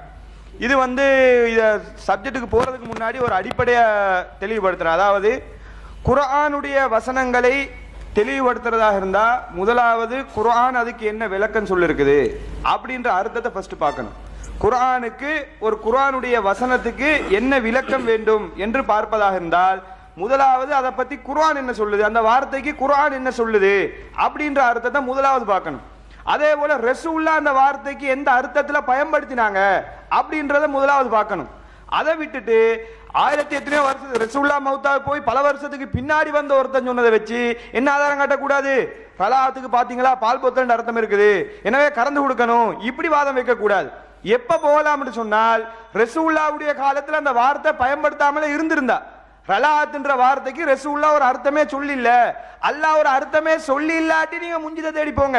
அங்க அப்படியா இருக்குது? திருமறை குர்ஆன் அல்லாஹ் சொல்லி காட்டுறான், வல் வாலிதாத்து யுர்லிஅன அவுலாதஹுன்ன ஹவுலைனி காமிலைன். பெற்றோர்கள் தங்களுடைய குழந்தைகளுக்கு 2 வருடம் தான் பால் கொடுக்கணும் என்று அல்லாஹ் சொல்றான். இதுல யுர்லி என்ற வார்த்தை அல்லாஹ் பயன்படுத்துறான். எல்லாம் ரலாத்துல இருந்து வந்த வார்த்தை தான் யுர்லி என்று சொல்லக்கூடிய வார்த்தையும். அல்லாஹ் என்ன அர்த்தத்துல பயன்படுத்துறான்? பால் போத்தல் 2 வருஷமா வச்சு என்ன பண்ணுங்க, பச்சை புள்ளைக்கு பால் போத்தலை வச்சு கொடுங்க, இப்படித்தான் அல்லாஹ் பயன்படுத்துறானா? அதே போல அல்லாஹ்வுடைய தூதர் ஸல்லல்லாஹு அலைஹி வஸல்லம் சொல்றாங்க, லா யுஹர்ரிமு மினர் ரலாஅத்தி இல்லா மா ஃபதகல் அமாஅ ஃபிஸ்ஸதி. பால் குடி ரலாத் என்பது எப்ப ஏற்படும், எப்ப ரலாத்தால மஹரம் ஏற்படும் என்று சொன்னா மார்பகத்துல வாய் வச்சு வயிறு நிரம்ப குடிக்கணும்னு ரசூலுல்லாஹ் சொல்றாங்க. ஆனா ரசூலுல்லாஹ் அந்த வார்த்தைக்கு ரசூலுல்லாஹ்வே விளக்கம் சொல்லி இருக்கிறாங்க. ரலாத்துனா என்னன்னு அல்லாவே சொல்லி இருக்கிறான். அதை விட்டுட்டு மூஜமுல் வசீத்ல சொல்லி இருக்காங்களா, முஞ்சித்ல சொல்லி இருக்காங்களா? முஞ்சித் என்ன ரசூலுல்லாஹ் தௌத்ததா? ரசூலுல்லாஹ் தான் இந்த முஞ்சிதை தௌத்துட்டு போனாங்களா? சஹாபாக்கள் தான் தௌத்தாங்களா? இந்த காலத்துல இந்த அர்த்தத்துல பயன்படுத்தப்பட்டுச்சு. அப்படியா இருக்குது? நீங்க ஒரு முஞ்சிதை தௌத்தா கூட நாளைக்கு அந்த அர்த்தம் தான் எழுதி வச்சுட்டு போக போறீங்க.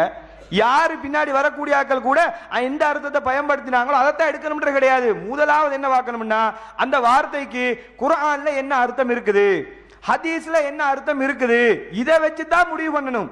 அப்ப இதை வச்சு தான் நாங்க சொல்றோம் சாலிமுடைய மேட்டர்ல ரலா அர்லிஹி நீங்க பால் கொடுங்கன்னு ரசூலுல்லாஹ் சொல்றாங்க. அந்த பால் என்ன பால் போத்தல தான் கொடுக்க சொன்னாங்களா? அதை பத்தி தான் அல்லாஹ்வுடைய தூதர் சொன்னாங்களா? வஹுவ ரஜுலுன் கபீர்னு சொல்லி கேட்கிறாங்க. சொல்லும் போதே என்ன கேட்கிறாங்கன்னா கைப்பவுர்ல எப்படி கொடுக்கறது யார சொல்லா? வஹுவ ரஜுலுன் கபீர், அவர் பெரிய மனுஷரா இருக்கிறாரு, பால் போத்தல்ல கொடுக்கணும்னா எதுக்கு இந்த கேள்வி கேட்கணும்? ஃபதபஸ்ஸம ரசூலுல்லாஹி ஸல்லல்லாஹு அலைஹி வஸல்லம், ரசூலுல்லாஹ் குடுமா எதுக்கு?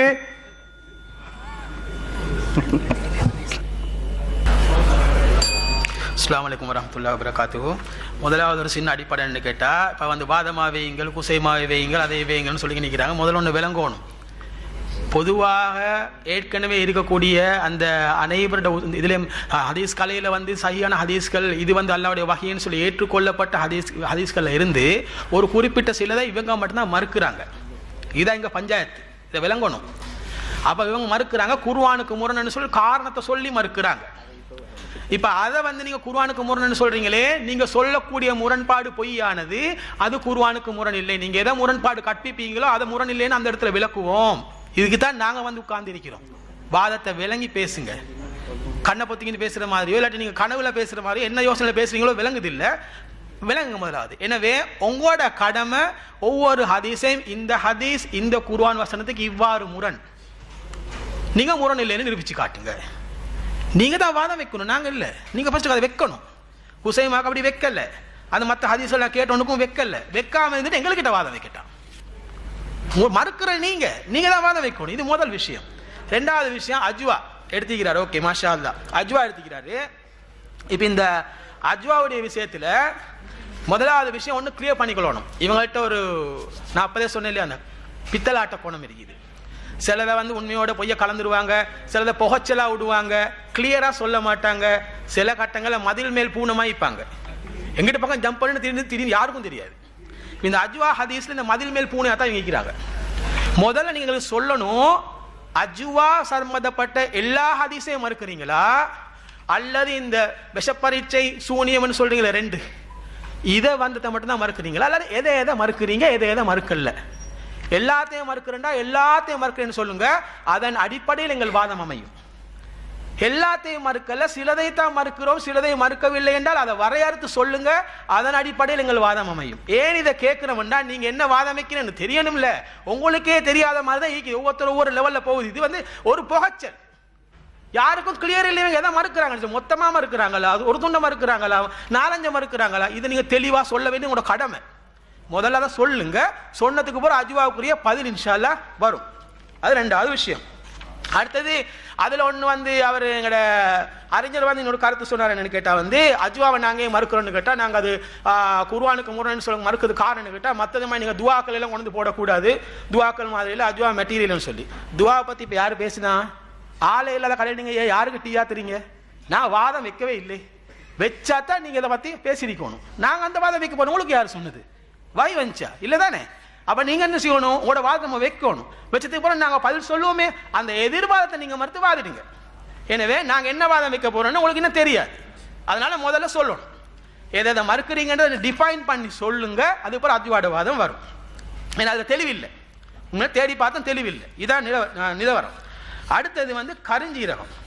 அடுத்த அறிவாளி சொன்னார், அவருக்கு திடீர்னு ஹூன்னு கத்தி பேசிட்டு ஓகே வாதம் சரின்னு சொல்லி. அப்படி இல்லை, நீங்க பேசுறது பேசுங்க, பிரச்சனை இல்லை, கத்துங்க, நல்ல தொண்டை கிளியே கத்துங்க, அது பிரச்சனை இல்லை. ஆனால் அதுல வாதம் இருக்கணும்.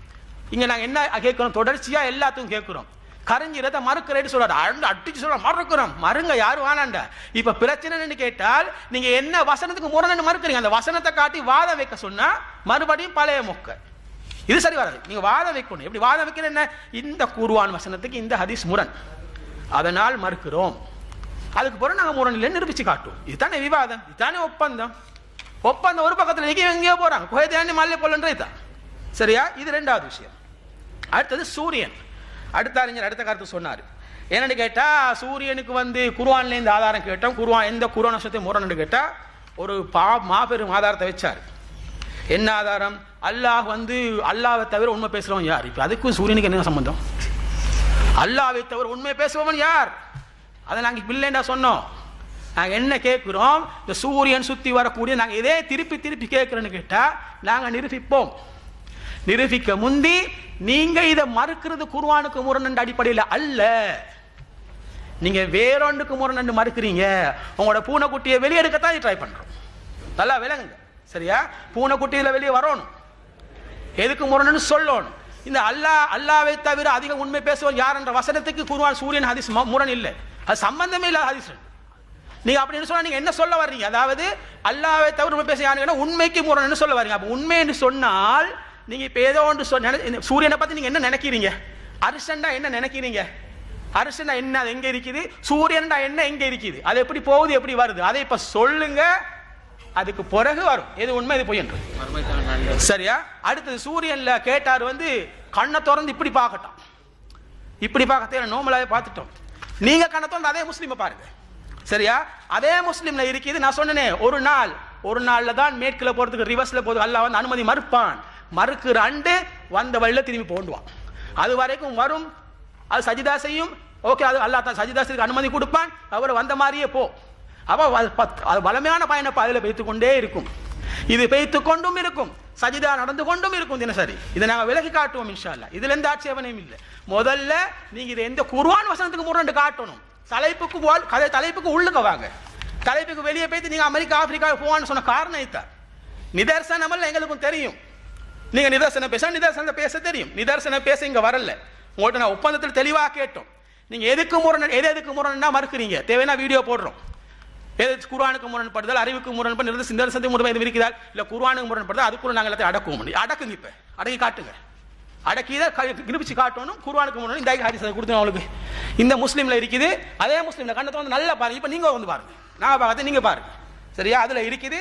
அந்த ஒரு நாள் அனுமதி மறுக்கப்படும். அந்த ஒரு நாள்ல தான் மேற்குல வரும், மற்றதெல்லாம் வளமையா கிழக்குத்தான் அனுப்பியாச்சு. அடுத்தது வந்து இந்த அரிசண்டா என்ன, சூரியன் என்னன்னு சொல்லணும். இப்ப அவங்க ஏன்னா உண்மைக்கு முரண் சொல்ல வர்றாங்களே, அந்த உண்மை என்னன்னு சொல்லுங்க. அந்த உண்மை என்னன்னா அந்த உண்மை லட்சத்தை நாங்க பேசுவோம். சரியா? அது அடுத்த அதுக்குரிய பதில். அடுத்தது எல்லாத்துக்கும் பதில் சொல்வோம் சொல்லி நீங்க சொல்லுங்க என்று கேட்டால் இவங்கள்ட்ட ஒரு டெக்னிக் இருக்குது. கடைசி நேரம் தொகுப்பூர நெருங்க போக எங்களுக்கு பதில் சொல்ல அவகாசம் கிடைக்காம இதுக்கு சொன்னோம் இப்படியே ஒரு லிஸ்ட்டை வாசிச்சுருவாங்க. அதுக்கப்புறம் இதுக்கு பதில் ஓகே. நாங்க இப்ப எதிர்வாதம் வைக்கிறது சந்தர்ப்பம் வேணுமா வானதா? அப்ப அதனால இப்ப நாங்க வாதங்கள் ஓரத்தில் வச்சுக்கின்னு போறோம் இல்லையா, அதே மாதிரி நீங்க எதிர்வாதம் வைங்க. உங்களோட எதிர்பார்த்தை நாங்கள் ஆசையோட எதிர்பார்த்தா வந்திருக்கிறோம். எல்லாத்தையும் வெப்பம் அங்கே போய்த்து நிவேல குசையமாக பதில காணும், கரிஞ்சிடத்துக்கு பதில காணும். சும்மா அந்த மறுக்கிறோம் எங்களுக்கு தெரியும் தானே. நீங்க சொல்ல மறுக்கிறது புதுசா, நீங்க மறுக்கன்னு தெரிஞ்சாலும் வந்திருக்கிறோம். எதுக்கு முரணு மறுக்கிறீங்க அதை சொல்லுங்க. கத்திட்டா எல்லாம் சரியாயிடும், அது சொல்லணும். சரியா? இப்போ மிஹ்ராஜ் சம்பந்தமாக சகோதரர் ஹதீஸ் வச்சா அதுக்கு ஒரு பதிலே இன்னும் காணும். சரியா? இது அடுத்தது என்ன கேட்டா வந்து ஆபாசம். சரியா? ஆபாசம் இப்போ வந்து இன்னொரு ஆபாசம் வைக்கணுமே. இவனோட வாதம் என்னன்னு கேட்டா வந்து அல்லாஹ்வுடைய தூதர் ஆபாசத்தை ஏவ மாட்டார், அல்லாஹ்வுடைய தூதர் ஆபாசம் செய்ய மாட்டார், அல்லாஹ் ஆபாசத்தை ஏவ மாட்டார். உங்களோட வாதத்தில் உண்மையாளர்களாக இருந்தால் ஆயிஷா ரலியல்லாஹு அன்ஹாவோட திருமணத்துக்கு நீங்க என்ன சொல்றீங்க? இன்னைத்து உலக பார்வையில் அத்தனை பேரும் காரி துப்பக்கூடிய நம்பர் 1 ஆபாசம் சிறுவர் துஷ்பிரயோகம். நாங்க ஹதீஸை சரியா தான் புரிஞ்சிருக்கிறோம், நாங்க சரியா தான் ஏத்திருக்கிறோம். நாங்க ஆயிஷா நாயை புரியுற மாதிரியே உம்மு ஹராமே புரியுறோம், ஆயிஷா நாயை புரியுற மாதிரியே நாங்க சாலிமே புரியுறோம். நீங்க சாலிமுக்கு வேறொரு விகாரம் சொல்றீங்களே, உம்மு சுலைமுக்கு வேறொரு விகாரம் சொல்றீங்களே, அதே பாணியில தான் இது இருக்குது. ஒரு 6 வயது சிறுமிய, இதுல 2 பிரச்சனை இருக்கு. இவங்களோட வாதப்படியா 2 பிரச்சனை. ஒண்ணு, திருமணம் வேண்டா அல்லாஹ் சொல்றான் சம்மதம் இல்லாம நீங்க முடிச்சு கொடுக்காதீங்க, இது தடை. அல்லாஹ் தடை விதிச்சுக்கிறான். பெண்ட சம்மதம் இல்லாம திருமணம் முடிக்க தடை மார்க்கத்துல. குர்ஆன் வசனம் வைக்க வேணா வாசி காட்டுறோம். இந்த வசனத்துக்கு இது வந்து இவங்களோட வாதப்படி முரண். ஏண்டா ஒரு 6 வயசு சிறுமியை கல்யாணம் முடிச்சு கொடுக்கணும்னா முதல்ல அந்த சம்மதிக்கிறதுக்கு முதல்ல பாலுறவண்டா என்னன்னு அந்த பிள்ளைக்கு தெரியணும். பாலுறவண்டா என்ன, அதில் நடக்கிற விளைவுகள் என்னன்னு தெரிஞ்சாதான், தெரிஞ்ச பிறகு கொடுக்குற சம்மதம் தான் முழுமையான சம்மதம். தெரிஞ்சிருக்கணுமே நண்டு. இது வந்து ஹதீஸ்ல பார்த்தா சிறுமிகளோட விளையாடிக்கக்கூடிய பொம்மைகளோட விளையாடிக்கணும் பச்சிலம் பாலகன் 6 வயசுல முடிச்சு கொடுத்தாச்சு. சம்மதம் கூட ஒழுங்கா கன்ஃபார்ம் இல்லை. 9 வயசுல வீடு கூட்டுறாங்க. வயசுக்கு வரங்காட்டியும் இருந்து இவனோட வாதப்படி வீடு கூட்டுறாங்கன்னு சொன்னால், உங்கள் வாதப்படி ஒரு 50 வயது கிழவன் ஒரு 9 வயது சிறுமியை துஷ்பிரயோகம் செஞ்சிருக்குதா இல்லை? இங்க நீங்க என்ன செய்யணும்? உங்கள் வாதத்தில் நீங்கள் உண்மையாளர்களாக இருந்தால் இந்த ஆயிஷா நாயுடு திருமண சேட்டை அப்படியோ மறுக்கணும். இல்லாட்டி இதுக்கு என்ன விளக்கம் சொல்லணும்? இதுக்கு என்ன விளக்கமோ அந்த விளக்கம் தான் அதுக்கும் என்றதை நாங்கள் பொருத்தி காட்டுறோம். இதை ஏன் சொல்றேன்னு விளங்குங்க. முதலாவது 2 விதத்தில் ஒரு வாதத்தை நிறுவலாம். ஒன்று வந்து விளக்கம் சொல்லிக்கிட்டு போகலாம். ஆனால் விளக்கம் சொல்றதுக்கு வந்து விளக்கத்தை வந்து நியாய அடிப்படையில் புடிகிற கூட்டம் இது இல்லைன்னு அப்போ எனக்கு விளங்கிட்டுது. அவங்க எப்படி கையாளுறாங்கன்னு தெரியும். இப்படி கையாளுறவங்களா இப்படித்தான் பிடிக்கணும். அதான் இப்படி வாரம். அதனால இதுக்கு பதில் சொன்னது 3வது ஆபாசம் இவங்களோட வாதப்படி. இதுக்கு பதில் சொல்லவும் கடமை.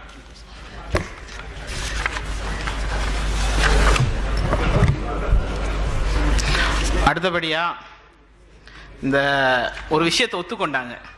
என்னண்டா அகராதியில் அர்த்தம் மீதா ஏற்றுக்கலுமா? அப்போ அகராதியில் அர்த்தம் மீக்கிறீங்களோ ஒத்துக்கிட்டாங்க. அகராதியில் அர்த்தம் எடுக்காம வேற எங்க போய் அர்த்தம் எடுக்கிறது? அகராதின்றதே அர்த்தம் எடுக்கிறது தானே வச்சுக்கிறோம். அகராதியில் அர்த்தம் காட்டுகிறார்கள். என்ன இது வாதன்னு எனக்கு புரியல. சரி, நீங்க அது குர்ஆனில் இருந்து தான் காட்ட வேண்டும். நாங்க தான் தெளிவா சொல்றோமே, குர்ஆனுடைய விஷயத்துல நீங்க என்ன இந்த யொர்லான அவுலாத ஹுன்னெல்லாம் வசனம் வாசிக்கிறீங்களே, அடுத்தது சில ஹதீஸ்களை சொல்றீங்களே ரசூலுல்லாஹ் இப்படி சொன்னாங்கன்னு. இந்த யொர்லான எல்லாமே மார்பகத்தில் வாழ் வைப்பதுதான். சின்ன பிள்ளைக்குள்ள சட்டம் அந்த வசனங்கள் எல்லாம். அந்த வசனங்கள் எல்லாம் நீங்க எந்தெந்த வசனங்களை வாசிச்சீங்களோ குர்ஆன்ல, அதே மாதிரி எந்தெந்த ஹதீஸ்களை நீங்க காட்டினீங்களோ இது எல்லாமே மார்பகம் தான். நாங்க மாத்துக்கிறதுக்கு சொல்லலையே. முதல்ல 2 சட்டம் இருக்குதுன்னு புரியுங்க.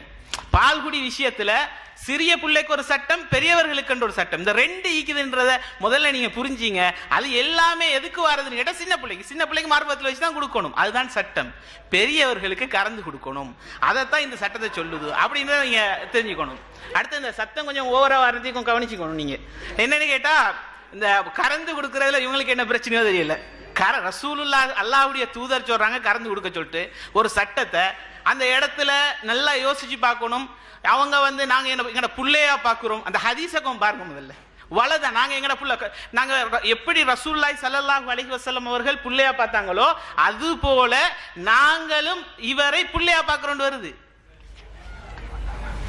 அப்ப அவ்வளவு தெளிவா வர நேரத்துல அதை மாத்தி பேசுறாங்க. எப்படியோ டிக்ஷனரி அர்த்தம் மிக ஒத்துக்கிட்டாங்க கொடுக்கலும். அப்ப ஒரு ஹதீஸ் இப்ப சொல்லப்படுறது யாரு? சொல்றவர் யாரு? ரசூலுல்லாஹ். சொல்றவர் யாரு? ரசூலுல்லாஹ் தானே. கேட்கிறவங்க யாரு? சஹாபிய பெண்மணி. அப்ப எப்படி அர்த்தம் வைக்கணும்? மூமின் அர்த்தம் வைக்கணும். நான் கேட்கிறேன் மூமின் யாரு? முஃமின் அர்த்தம் வைக்கிற அர்த்தத்தை கேட்கிறேன். என்ன வைப்பான்? ரசூலுல்லாஹி ஸல்லல்லாஹு அலைஹி வஸல்லம் இப்படி ஒரு வார்த்தை இப்படி சொல்றாங்க, அர்லிஹின்னு ஒரு வார்த்தை சொல்றாங்க. அந்த அர்லிஹுக்கு 2 அர்த்தம் எடுக்கலாம். எப்படி அர்த்தம் எடுக்கலாம்? மார்பகத்திலன்னு வச்சு எடுக்கலாம். அதே போல மற்ற அர்த்தத்தையும் கொடுக்கலாம். எப்படி எடுத்து கொடுக்குறேன்னு இந்த 2 அர்த்தம் வார நேரத்தில் சொல்லப்பட்டவர் யாரு, சொல்லப்பட்டது எந்த பெண்மணிக்கு, நல்ல ஒரு ஒழுக்கத்தில் மிகப்பெரிய ஒரு பெண்மணிக்கு சொல்லப்பட்டது. இதை வச்சு ஒரு மூமின் என்ன முடிவெடுப்பான்?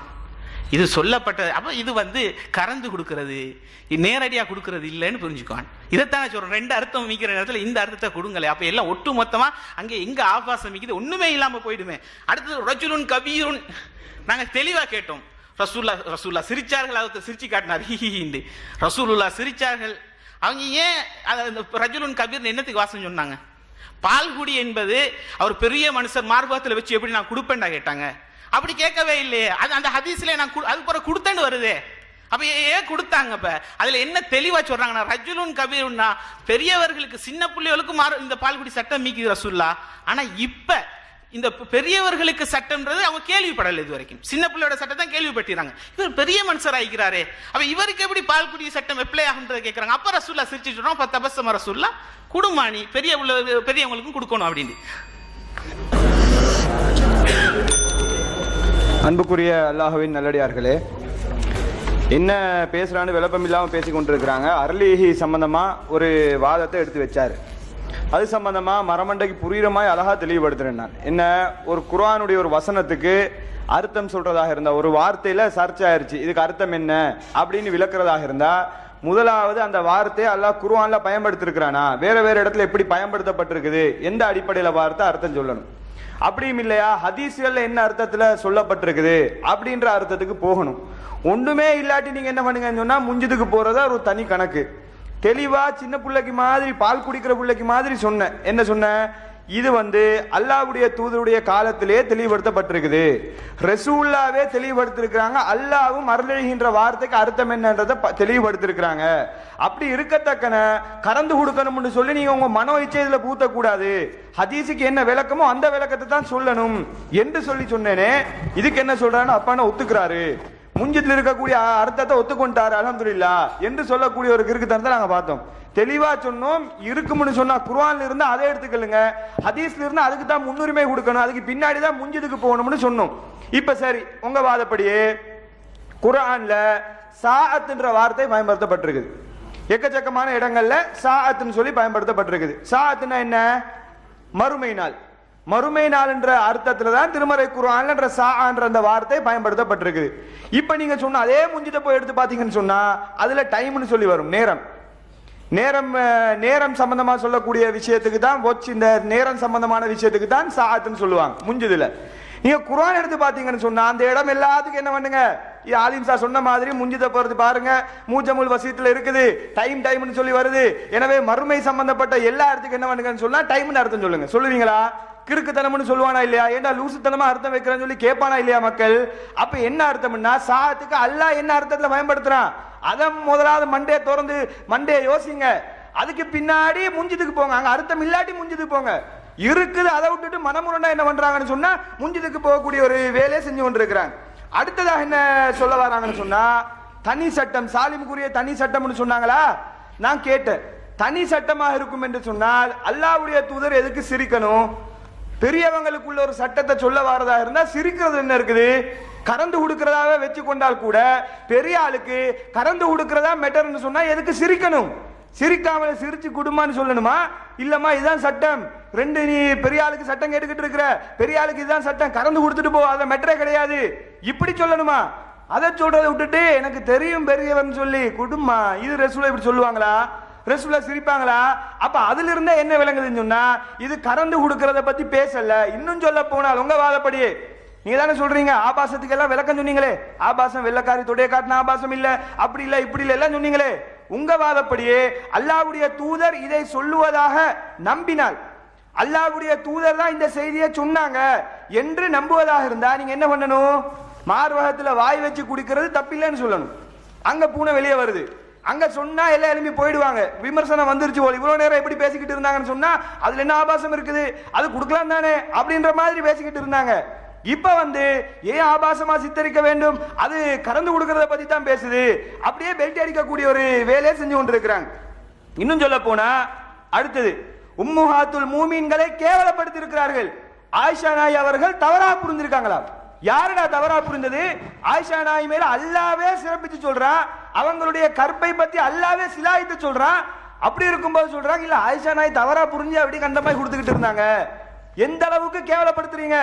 அங்க நல்லெண்ணம் வைக்க மாட்டீங்களா? அல்லாஹ்வுடைய தூதர் ஷியா சிந்தனையில் இருக்கிறாங்க, ஷியா கொள்கையில் இருக்கிறாங்க. ஆயிஷா நாயை கேவலப்படுத்தணும்னு ஷியாக்கள் எப்படி சுத்திக்கிட்டு இருக்கிறாங்களோ அதே சிந்தனையில் இருக்கிறாங்க. ஆயிஷா நாய் செய்யலன்னு நம்புறது ஈமானுக்கு நல்லதா?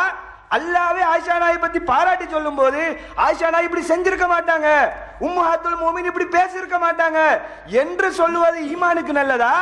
ஆயிஷா தவறா புரிஞ்சு கொடுத்தாங்க எல்லாருக்கும், அவங்க மட்டும் கிடையாது, அவங்க தவறா புரிஞ்சு என்ன பண்ணாங்களா, குடும்பத்துல அவங்க தங்கச்சி புள்ளைக்கு எல்லாரும் கொடுத்துடுவாங்க.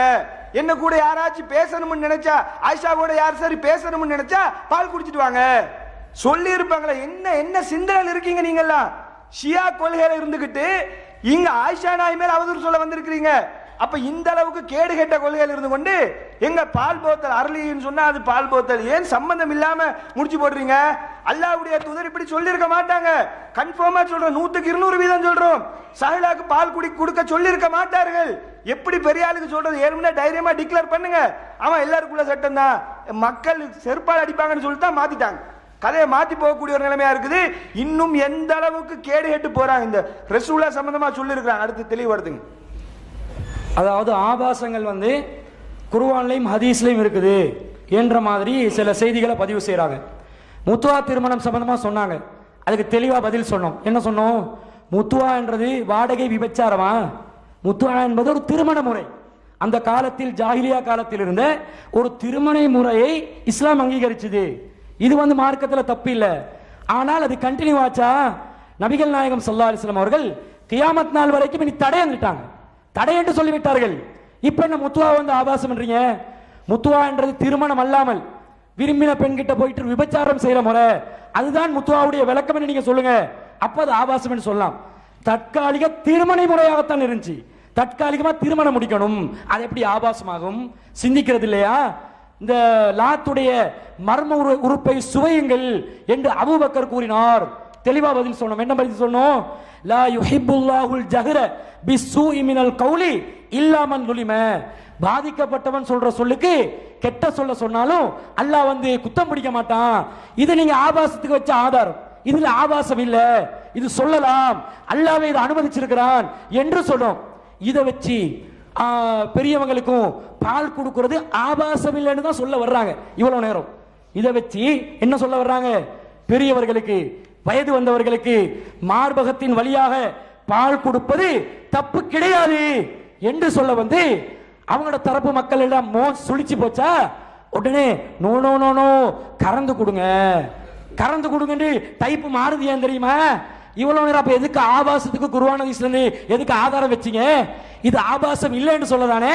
இதுல வந்து கறந்து கொடுத்ததா இருந்தா வேற ஆபாசம் இல்லைன்ற ஆதாரங்களை வச்சு எதுக்கு நியாயப்படுத்தணும்? ஏன் முரண்படுறீங்க? அசத்தியம், அசத்தியத்துக்கு வாதிட வந்துட்டாங்க. அதான் முரண்பாடு. விளங்குதா? அடுத்ததா மூசா அலைஹிஸ்ஸலாம் நிர்வாணமா குளிச்சாங்க. நிர்வாணமா குளிச்சது ஆபாசமா வாக்க மாட்டீங்களா? இங்க மூசா அலைஹிஸ்ஸலாம் நிர்வாணமா குளிச்சுட்டு முகமதுடைய உம்மத் எல்லாமே நிர்வாணமா குளிங்கன்னு கட்டளை இட்டாங்களா? ஒரு சம்பவம் நடக்குது. அவர்கள் ஆடைகள் இல்லாமல் குளித்தது அவர்தண்டா.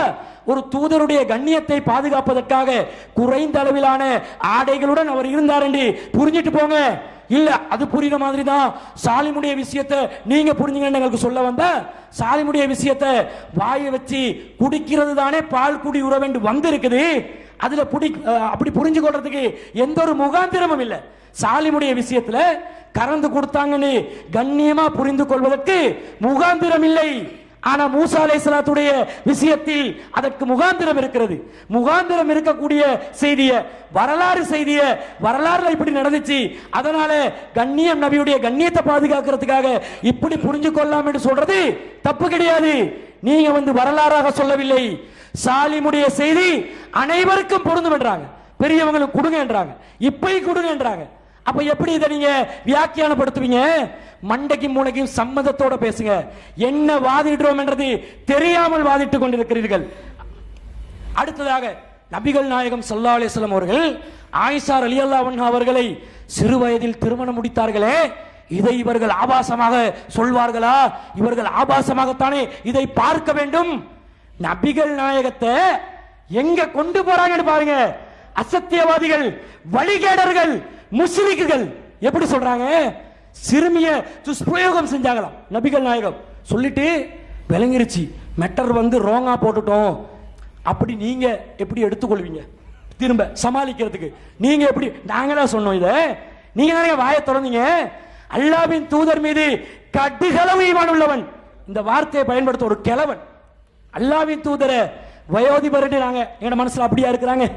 63 வயசு அல்லாஹ்வின் தூதர் ஸல்லல்லாஹு அலைஹி வஸல்லம் அவர்களை ஒரு கிழட்டு கிழவன் போயிட்டு ஒரு சிறுமிய கல்யாணம் முடிச்சு எப்படி விகாரமா சித்தரிக்கிறாங்க.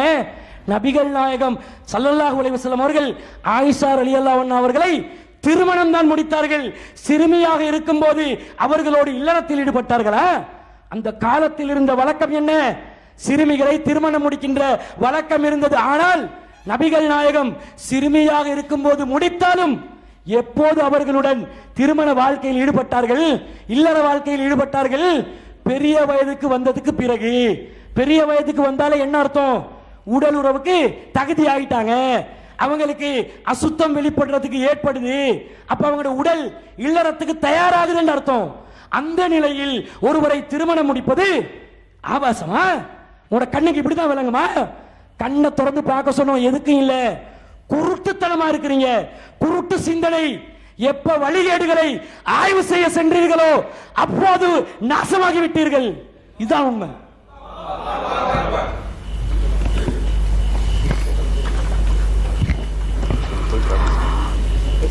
அன்புள்ள சகோதரர்களே,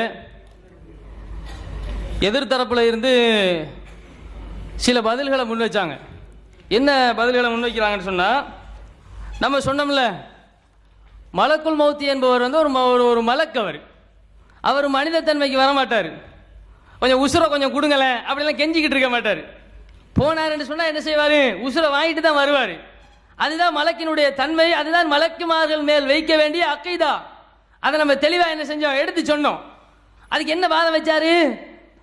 நாய்க்குட்டி வீட்டுக்குள்ள இருந்தால் மலக்குமார் வரமாட்டாங்களேன்னாரு. ஒரு பதில் தான் சொன்னோம், அதோட அது மௌத்தாயிருச்சது. அதுபோல சத்தத்தையே காணும். அதுபோல நாய்க்குட்டிங்கிறாரு, பூனைக்குட்டி வெளியே. இந்த குழந்தை பிள்ளைகளுக்கு கதை சொல்றீங்களா? நாய்க்குட்டியும் பூனைக்குட்டியும் கதை சொல்ல வந்திருக்கிறீங்களா? உருப்படியாக பதில சொல்லுங்க. மேடைக்கு வந்திருக்கிறவங்க எங்க உங்க தரப்புல உள்ளவங்க? நாளைக்கு ஒரு விவாதம் இருக்குது இல்ல, எத்தனை பேர் பால் குடிக்க போவாங்களோ தெரியல.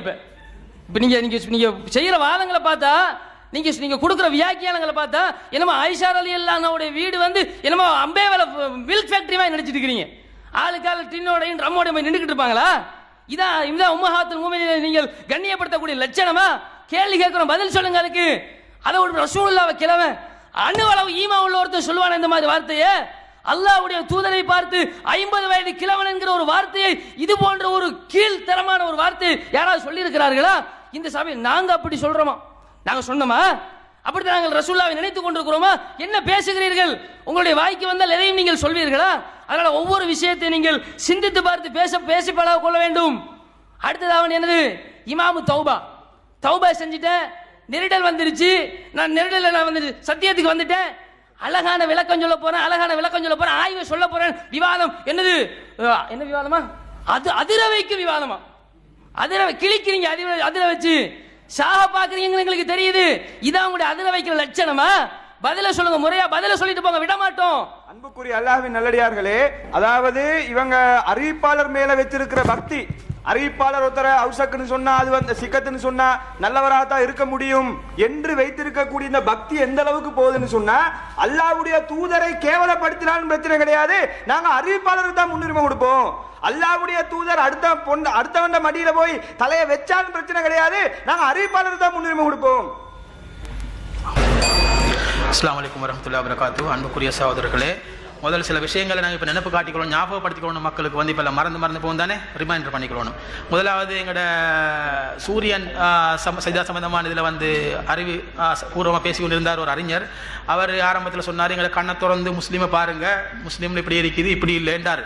நாங்கள் சொன்ன மாதிரி இல்லைண்டு. அப்போ நீங்கள் கண்ணை திறந்து பாருங்க, நான் ஹதீஸை அனுப்பினோம், பதில் இல்லை, முடிஞ்சு. ஓகே.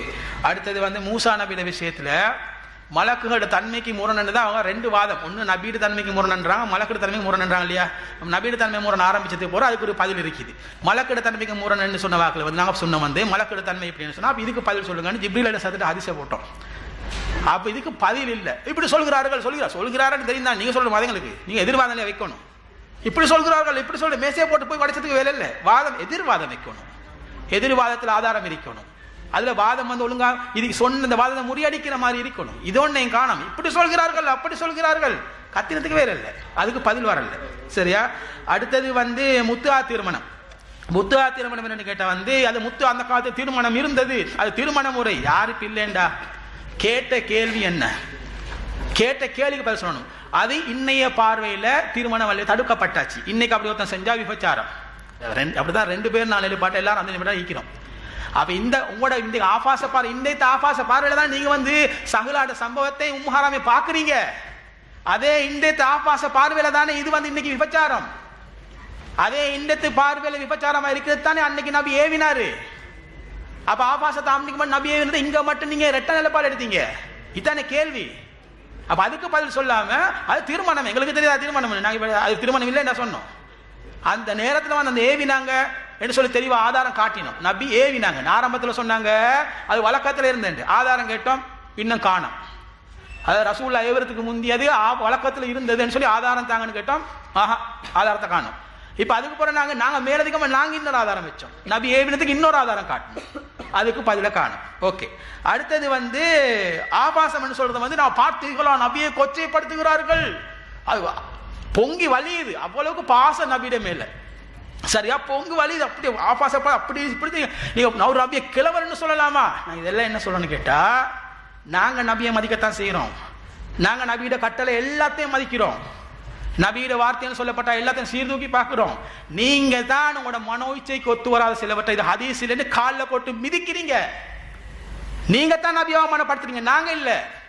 நபியோட வகை செய்திகளை ஆபாசமாக சித்தரிச்சு, கிறுக்குத்தனமாக சித்தரிச்சு, அதுக்கு என்னென்ன வியாக்கியானம் கற்பிச்சு, ஏற்கனவே சொன்னல குசைமா ஒரு சத்தம் இல்லை. இன்னும் இருந்த ஹதீஸ தலகீழா குப்புற மாத்தி, குதிரையை ஆடாக்கி, நபியை வில்லனாக்கி, கெட்ட கிராமவாசியை ஹீரோவாக்கி, எல்லா தில்லாலங்கடி வேலையை நீங்க செஞ்சுட்டு, நீங்க நபியிட மேல பாசம், நாங்க நபியை கேவலப்படுத்துறோம். நல்லா இருக்குப்பா உங்க நியாயம், இதுக்கு பதில் சொல்லுங்க. அதுக்கு பதில் சொல்ல வக்கீல்ல நபியிட மேல பாசம் பொங்குதான். நான் என்ன சொன்ன, உங்கள் வாதப்படி அன்றை அதுக்கு போற கடைசி சொன்ன அந்த ஆயிஷா நாயுடு திருமணம் அந்த காலத்து கால சூழ்நிலை கேட்டு நடந்தது, அந்த நேரம் இருந்தது. இதைத்தான் இந்த இளவத்தான் நாங்க சொல்றோம்.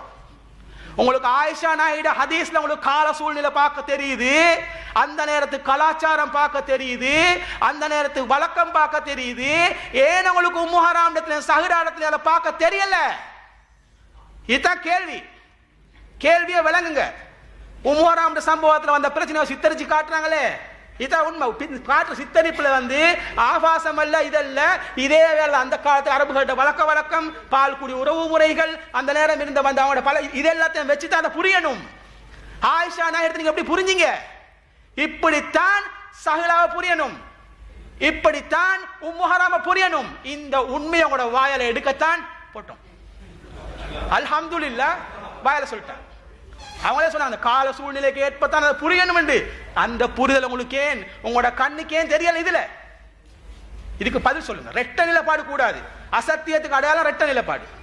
தனக்கு தேவைப்படுற இடத்துல எல்லாம் ஆபாசமா இல்லாததும் ஆபாசமும் ஆபாசம் இல்லை. எப்படி சொன்னோம்? உம்சுஸ் பத்ரல்லாத்தி, அது அநியாயம் இழைக்கப்பட்டவருக்கு அநியாயம் இழைக்கப்பட்டது யாருக்கு இல்லைன்னு சொன்னா, கேள்வி என்ன, நபி அதை அனுமதிச்சாரா இல்லையா? அந்த இடத்துல அதான் கேட்டோம். நபி அதை அனுமதிச்சாரா இல்லையா? அதுக்கு பதில் சொல்லாம அநியாயம் இழைக்கப்பட்டவர் அநியாயம் இழைக்கப்பட்ட எங்களுக்கு தெரியும், அதெல்லாம் நீங்க சொல்லி தர வேண்டிய அவசியம் இல்லை. அந்த சூழ்நிலையில அந்த தூசண சொல் ஆபாசமாக கருதப்படவில்லை. இதான் உண்மை. இதே மாதிரி சந்தர்ப்ப சூழ்நிலைகளை வச்சுதான் எது ஆபாசம் எது ஆபாசம் இல்லைன்றத அல்லாஹ் தீர்மானிப்பான், அல்லாஹ்வோட தூதர் தீர்மானிப்பாங்க. இந்த அளவுகோலை நீங்க கையில் எடுத்தீங்க பாருங்க, ஹதீஸ் எடை போடுறதுக்கு. இதுதான் வழிகேடு. இதைத்தான் சுட்டி காட்டுறோம். இதுக்குத்தான் இந்த ஆதாரங்கள். இது மக்கள் புரிவாங்க. நீங்க என்னத்தான் மொக்க போட்டாலும், என்னத்தான் படம் ஓட்டினாலும், இன்ஷா அல்லாஹ் இனி அந்த படம் ஓடாது. படங்கள் இன்ஷா அல்லாஹ் கொஞ்சம் கொஞ்சமா முடியும். நாளைக்கு இன்ஷா அல்லாஹ் இன்னொரு பாகம் படம் அவுட் ஆகும், ரிலீஸ் ஆகும். அது அப்படியே இவரோட வழிகேடலை இன்ஷா அல்லாஹ் தோல்விச்சு காட்டுவோம். இதை சொன்னோம். அப்ப அதுக்கு சம்பந்தம் இல்லாம வேற பதில் சொல்லிக்கணும் போனாங்க. நபியிட மேல பாசம். சரியா? அதுக்கு பிறகு சாலிம் ஹதீஸ் அனைவருக்கும் பொருந்தும் சொல்லி நாங்க சொன்னோம். எப்ப சொன்னோம்? நீங்களா அவனை கற்பனை செய்யறது, நீங்களா அவனை பேசுறது, நீங்களா அது கவுண்டர் கொடுக்கறது. ஏதாவது நீங்க சித்த சுவாதத்தை பேசுறீங்களா, இல்லாட்டி நீங்க வாதத்தை கவனிக்கிறீங்களா? நாங்க எப்ப சொன்னோம்? அதுக்கு பதில் சொல்லுங்க. சாலிம் ஹதீஸ் அனைவருக்கும் பொருந்தும் நாங்க எப்ப சொன்னோம்? அனைவருக்கும் பொருந்தாது. சாலிமுக்கு ஒரு டெபினிஷன் இருக்கு அந்த ஹதீஸ்ல. அந்த டெபினிஷனுக்கு அச்சொட்டாக எவனெல்லாம் உள்ளாகிறானோ, டெபினிஷனுக்கு 100% உள்ளாகிறவனுக்கு மட்டும்தான் பொருந்தும். அந்த டெபினிஷன் என்ன சவாலா வைங்க, டெபினிஷன் இப்ப வரும். அதை விட்டு போட்டுட்டு நீங்களா கற்பனை வியாக்கியானம் பண்றது, இப்ப எல்லாம் கற்பனையில குதிரை ஓட்டுறது, அவங்களா வியாக்கியானம் உண்டாக்கி அவங்களா வாதத்தை சொல்லி அவங்களா பதிவு சொல்லி கொடுறது. இப்ப இந்த கூத்தெல்லாம் பண்றது யாரு? இன்னைக்கு யாரு வாதிடுறது, யாரு கூத்து காட்டுறது, யாரு தலைப்புல நின்று பேசுறது, யாரு தலைப்புக்கு வெளியே போய் பேசுறது, யாரு வாதத்துக்கு வாதம் பதிலாக சொல்லிக் கொண்டிருக்கிறது, யாரு சம்பந்தம் இல்லாத பதில்களை உளறி கொண்டிருக்கிறது. இத மக்கள் நீங்க கவனிக்கணும். மக்களுக்காக தான் இந்த விவாதம். இவங்க திருந்துவாங்களா திருந்த மாட்டாங்களா அல்லாஹு அலம். திருந்தினா சந்தோஷம், திருந்தாட்டி எக்கடி கட்டும் போங்க, எங்களுக்கு வேலை இல்லை. ஆனால் மக்களுக்கு உண்மை தெரியும். இதுக்கு தான் விவாதம். சரியா? அடுத்து போய் அது சொல்லுங்க. அடுத்தபடியா இந்த எப்பவுமே சத்தியமிக்கு தானே, சத்தியத்துக்கு அசத்தியத்துக்கு உள்ள வித்தியாசம் வந்து சத்தியம் வந்து மேலவங்க தான் செய்யும், அசத்தியம் சும்மா அந்த அப்படியே காணல் நீர் மாதிரி பெருசா காட்டும், ஒன்றுமே இருக்காது. அது மாதிரி தான் இன்னைக்கு விவாதத்துல பாருங்க, எங்க என்ன தடமா தான் தடுமாறுறாங்க. அடுத்து ஒண்ணுமே அவங்களுக்கு வைக்கிற வாதங்களுக்கு சரியான பதில் வருதுல, திசை திருப்பதை தவிர வேற ஒண்ணும் இல்லை. நாங்க என்ன சொன்னோம், இந்த ரஜுலுன் கபீர்னு ஒரு வாசகம், அதை வச்சு ரசூல்லா சிரிச்சாங்க, பெரிய மனிதர் ஆயிடுச்சு சிரிச்சாங்களே. சிரிச்சதுக்கும் இதுக்கு என்ன என்ன வாதம் வைக்க வாரீங்க? அதுல ரசூல்லா சிரிச்சதுனால நாங்க என்ன சொல்றோம், பெரிய மனிதர் என்று அங்க சொல்லப்பட்டது யாரை? பெரிய மனிதர் சொல்லப்பட்ட விஷயத்துல அந்த பெண்மணி எப்படி புரிஞ்சுக்கிட்டாங்கன்னு கேட்டா, பெரிய சின்ன பிள்ளைகளுக்குள்ள பால்குடி சட்டம் இல்லை, இது பெரிய மனிதருக்குள்ள பால்குடி சட்டமா, அந்த அடிப்படையை நாங்க விளக்குறோம் இங்க. அப்ப அங்க அந்த இடத்துல ரசூலா சிரிக்கிறாங்க. அதனால இந்த தபஸ்ஸம் என்ற வார்த்தை வந்து இருக்கிறது, அதனால அப்படி எடுக்க முடியாது. தபஸ்ஸமா வந்தா என்ன ரசூலா சிரிச்சா என்ன சட்டம் மாறுபடுமா? சட்டம் மாறுபடுறதை பத்தி ரசூலா சிரிப்பாங்களா? இதுக்கு சம்பந்தமே இல்லாத ஒரு வியாக்கியானத்தை விளக்கத்தை கொடுக்குறாங்க. அதே மாதிரி நீங்க சாத் முஞ்சிதை வைக்கிறீர்கள் என்றால் நாங்களும் வைக்கிறோம். முஞ்சிதல் என்ன வைக்குது முதல்ல சாத்துக்கு என்ன? யௌமுல் கியாமான்ற அர்த்தம் மிக்குது, அவில் வக்துல்லதி தக்கூமு ஃபீஹி டைம் அர்த்தம் மிக்கு, ரெண்டு அர்த்தம் மிக்கி முஞ்சிதுல ரெண்டு அர்த்தம் மிக்கி. அதே தான் நாங்களும் சொல்றோம். அல்லாஹ் சொன்ன அர்த்தம் அங்கே இருக்குது முஞ்சிதுல. அதே போல நாங்க பால் குடிக்கு என்ன அர்த்தத்தை வைக்கிறோமோ, அல்லாஹ் குர்ஆன்ல சொன்னது என்று சொல்லப்பட்டது, ஹதீஸ்கள்ல ரசூலுல்லாஹ் சொன்ன அது எல்லாமே சிறிய பிள்ளைகளுக்குரிய சட்டம், குழந்தைகளுக்குரிய சட்டம். ரசூலுல்லாஹ் இந்த ஹதீஸ்ல சொன்னது பெரியவர்களுக்குரியது. பிரிச்சு பாருங்க, தெளிவா சொல்றோம் தானே. அங்க சொல்லப்பட்ட அந்த வாசகம் தெளிவானது. அதை நாங்க அந்த குர்ஆனுடைய வசனத்துக்கு தெளிவா அர்த்தம் வைக்கிறோம், மார்பகம் தான். அங்க சின்ன பிள்ளைங்களுக்கு பேசுறது, இங்க பெரியாக்களுக்கு பேசுறது. இடத்தை கவனிச்சு அர்த்தம் வைங்கன்னு சொல்றோம். அப்ப இந்த அறிவு கூட இல்லாம சொல்றாங்க. அடுத்தது அந்த பெல்ட்டி அடிச்சுட்டாங்க, இல்லாத சொல்லிட்டாங்க, ஏதோ பேசிட்டாங்க. என்ன சாலிம் ஹதீஸ்ல நம்ம என்னமோ எல்லாருக்கும் உள்ள பொதுவான விதியா நினைச்சிட்டு வந்தோமா, வந்து இங்க மாட்டிக்கிட்டோமா? நாங்க எங்கேயாவது ஒரு வார்த்தை விட்டோமா? அப்படி நாங்க எங்கேயாவது சாலிம் ரலியல்லாஹு அன்ஹுடைய ஹதீஸை வச்சு எல்லாருக்கும் செய்யலாம்னு சொல்லிட்டு ஃபத்வா கொடுத்தோமா? காட்டுங்களே. சும்மா ஏன் இல்லாம திசை திருப்புறோம்? ஏன் எங்கட மேல ஏன் பொய்ய சொல்றீங்க? மார்பகத்தில் வச்சு பால் கொடுப்பது அந்த அர்த்தத்தில் நாங்க சொன்னோமா? பெருசா பேசினார் அவர். அப்ப எங்க இதுக்கு நாங்க சொன்னதுக்குரிய ஆதாரத்தை காட்டுங்க. எங்கேயாவது ஒரு இடத்துல நாங்க இந்த சாலிம் ரலியல்லாஹு அன்ஹு அவர்களுடைய ஹதீஸை எடுத்து வாதிட்டு இந்த ஹதீஸ் இன்றைக்கு எல்லாருக்கும் பொருந்தும்னு சொன்னோமா? சொல்லலையே. இல்லாத அபாண்டத்தை பொய்ய எங்களை மேல சொல்றோம். அடுத்தது மூசா நபின்னு ஒருத்தர் மிச்ச நேரமா கத்துறாரு. பாவம், அவரே உங்க பாப்புவேன். ஏன்னா மூசா நபின்னு ரொம்ப நேரமா கத்திட்டிருக்கிறாரு. ஒண்ணுமே இல்லாத ஒரு வாதம். அதுக்கு முந்தி லாஸ்டா இன்னொரு இதோட வச்சுட்டு வந்தாரு இந்த பால்குடியில. அதுல என்னன்னு கேட்டா, ஏன்னா விடக்கூடாது இந்த வார்த்தைக்கு, பால்குடி வார்த்தைக்கு ஹதீஸ்ல இருந்து அர்த்தம் கொடுப்பேன். முஞ்சிதலே நிரூபிச்சாச்சு, ஹதீஸ்ல இருந்து ஒரு அர்த்தத்தை போடுவோம். அதுக்கு என்ன செய்யறாங்கன்னு பார்ப்போம். அது என்னன்னா, ரசூலுல்லாஹி ஸல்லல்லாஹு அலைஹி வஸல்லம் ஒரு பெண்மணி இந்த ஜினா செய்யறாங்க ரசூலோட காலத்துல. ஜினா செஞ்சதுக்கு பிறகு அந்த பெண்மணி என்ன செய்யறாங்கன்னு கேட்டா, ரசூலுல்லாஹ் ஹத்துக்காக வராங்க, கொண்டு வரப்படுறாங்க. அவங்களுக்கு மரண தண்டனை நிறைவேற்றணும். நிறைவேற்றினதுக்கு அவனோட புள்ள, அந்த பால் குடிக்கிற வயசுல உள்ள சின்ன புள்ள, அப்ப அந்த புள்ளைக்கு பால் கொடுக்கணும். பால் கொடுக்க வாரணத்துக்கு அந்த பிள்ளைக்கு இப்ப பால் கொடுத்தா தான் அந்த தாயினுடைய தண்டனையை நிறைவேற்றுவதாக இருந்தால் அந்த பிள்ளைக்கு பால் கொடுக்கறதை யாராவது பொறுப்பெடுக்கணும். அப்ப ரசூலுல்லாஹி ஸல்லல்லாஹு அலைஹி வஸல்லம் அவர்கள் இதை கேட்கிறாங்க, யாராவது இந்த பிள்ளைக்கு பொறுப்பெடுக்கிறீங்களாண்டு. ஃபகாம ரஜுலும் மினல் அன்சார். எப்படி வார்த்தையை கவனிங்க. ஃபகாம ரஜுலும் மினல் அன்சார், அன்சாரிகளில் இருந்து ஒரு ஆம்புல ஒரு நபித்தோழர் எழுந்து நிற்கிறார். ஃபகால், அவர் சொல்கிறார், இன்னி உர்லிஹு யா நபியல்லாஹ், அல்லாஹ்வின் தூதரே, இன்னி உர்லிஹு யா நபியல்லாஹ், நான் அந்த பெண்ணுக்கு, அந்த பிள்ளைக்கு பால் கொடுக்கிறேன். உர்லிஹுனா என்ன? அதே ரலாத், அதே அர்லிஹு, அதே எல்லாம் உண்டுதான். அந்த வார்த்தையை சொல்லி சொல்றாரு, நான் பால் கொடுக்கிறேன் ரசூலுல்லாஹ். இப்ப நேரடி அர்த்தத்துக்கு போவோம். அடுத்ததை எடுத்து சஹாபி அந்த ஆம்புல பாலை கொடுக்க சொன்னார். அர்த்தம் வைப்பீங்களா? இதை எப்படி விளங்குவீங்க? ஹதீஸ் தான் இது. அப்ப இதை, இந்த ஹதீஸை நீங்க எப்படி புரிஞ்சுக்குவீங்க? கொஞ்சம் ஒரு ஒன்றை புரிகிறதா இருந்தா கொஞ்சம் அதை லேசா புரியுங்க, விதண்டாவாதம் பண்ணாதீங்க. மக்களுக்கு நல்லா விளங்குது, தெளிவா விளங்குது, வைக்கிறதுல எந்த வாதமும் இல்லைன்னு வைக்கிற. அடுத்த சப்ஜெக்ட்டுக்கு போவோம். மூசா நபியில ரொம்ப நேரம் தங்கிட்டு இருந்தார் தானே. அதுல முதல் செய்தி, மூசா நபியை பொறுத்த வரைக்கும் நபிமார்களுக்கு என்று வானவர்களால் அனுப்பினாலும் உடனே உயிரை கைப்பற்றது இல்லை. எல்லா நபிக்கும் லா யமூத்து ஹத்தா யுஹய்யர பைன துன்யா வல் ஆகிரா, இந்த உலகத்துல மறுமையில அவங்களுக்கு என்ன கொடுக்கப்படும் கேட்டா ஒரு சுய விருப்பம் கொடுக்கப்படும். நபிகிட்ட கேட்கப்படும், உங்களோட மரணத்தை உங்களுக்கு மௌத்தாகிறதுக்கு ஓகேன்னு கேட்கப்படும் ரசூல். அது மற்ற மனுஷனுக்கு இல்லை, நபிமார்களுக்கு மட்டும் தனி சட்டம் என்னன்னு கேட்டா, நபிமார்களுக்கு அல்லாஹ்வுடைய தூதர் இன்னொரு ஹதீஸ்ல வருது, எந்த நபியா இருந்தாலும் சரி, எந்த நபியா இருந்தாலும் ஹுய்யிர, அவருக்கு அதிகாரம் கொடுக்கப்படும். நீங்க அவர்கிட்ட கேட்கப்படும், நீங்க இப்ப மௌத்தாகிறீங்களான்னு. வானவர் அதான் வாராரு, அஜிப் ரப்பக்க. வானவர் என்ன வார்த்தையை சொல்றாரு? மூசாவே பதில் கொடுங்க, அஜிப்னு தான் சொல்றாரு.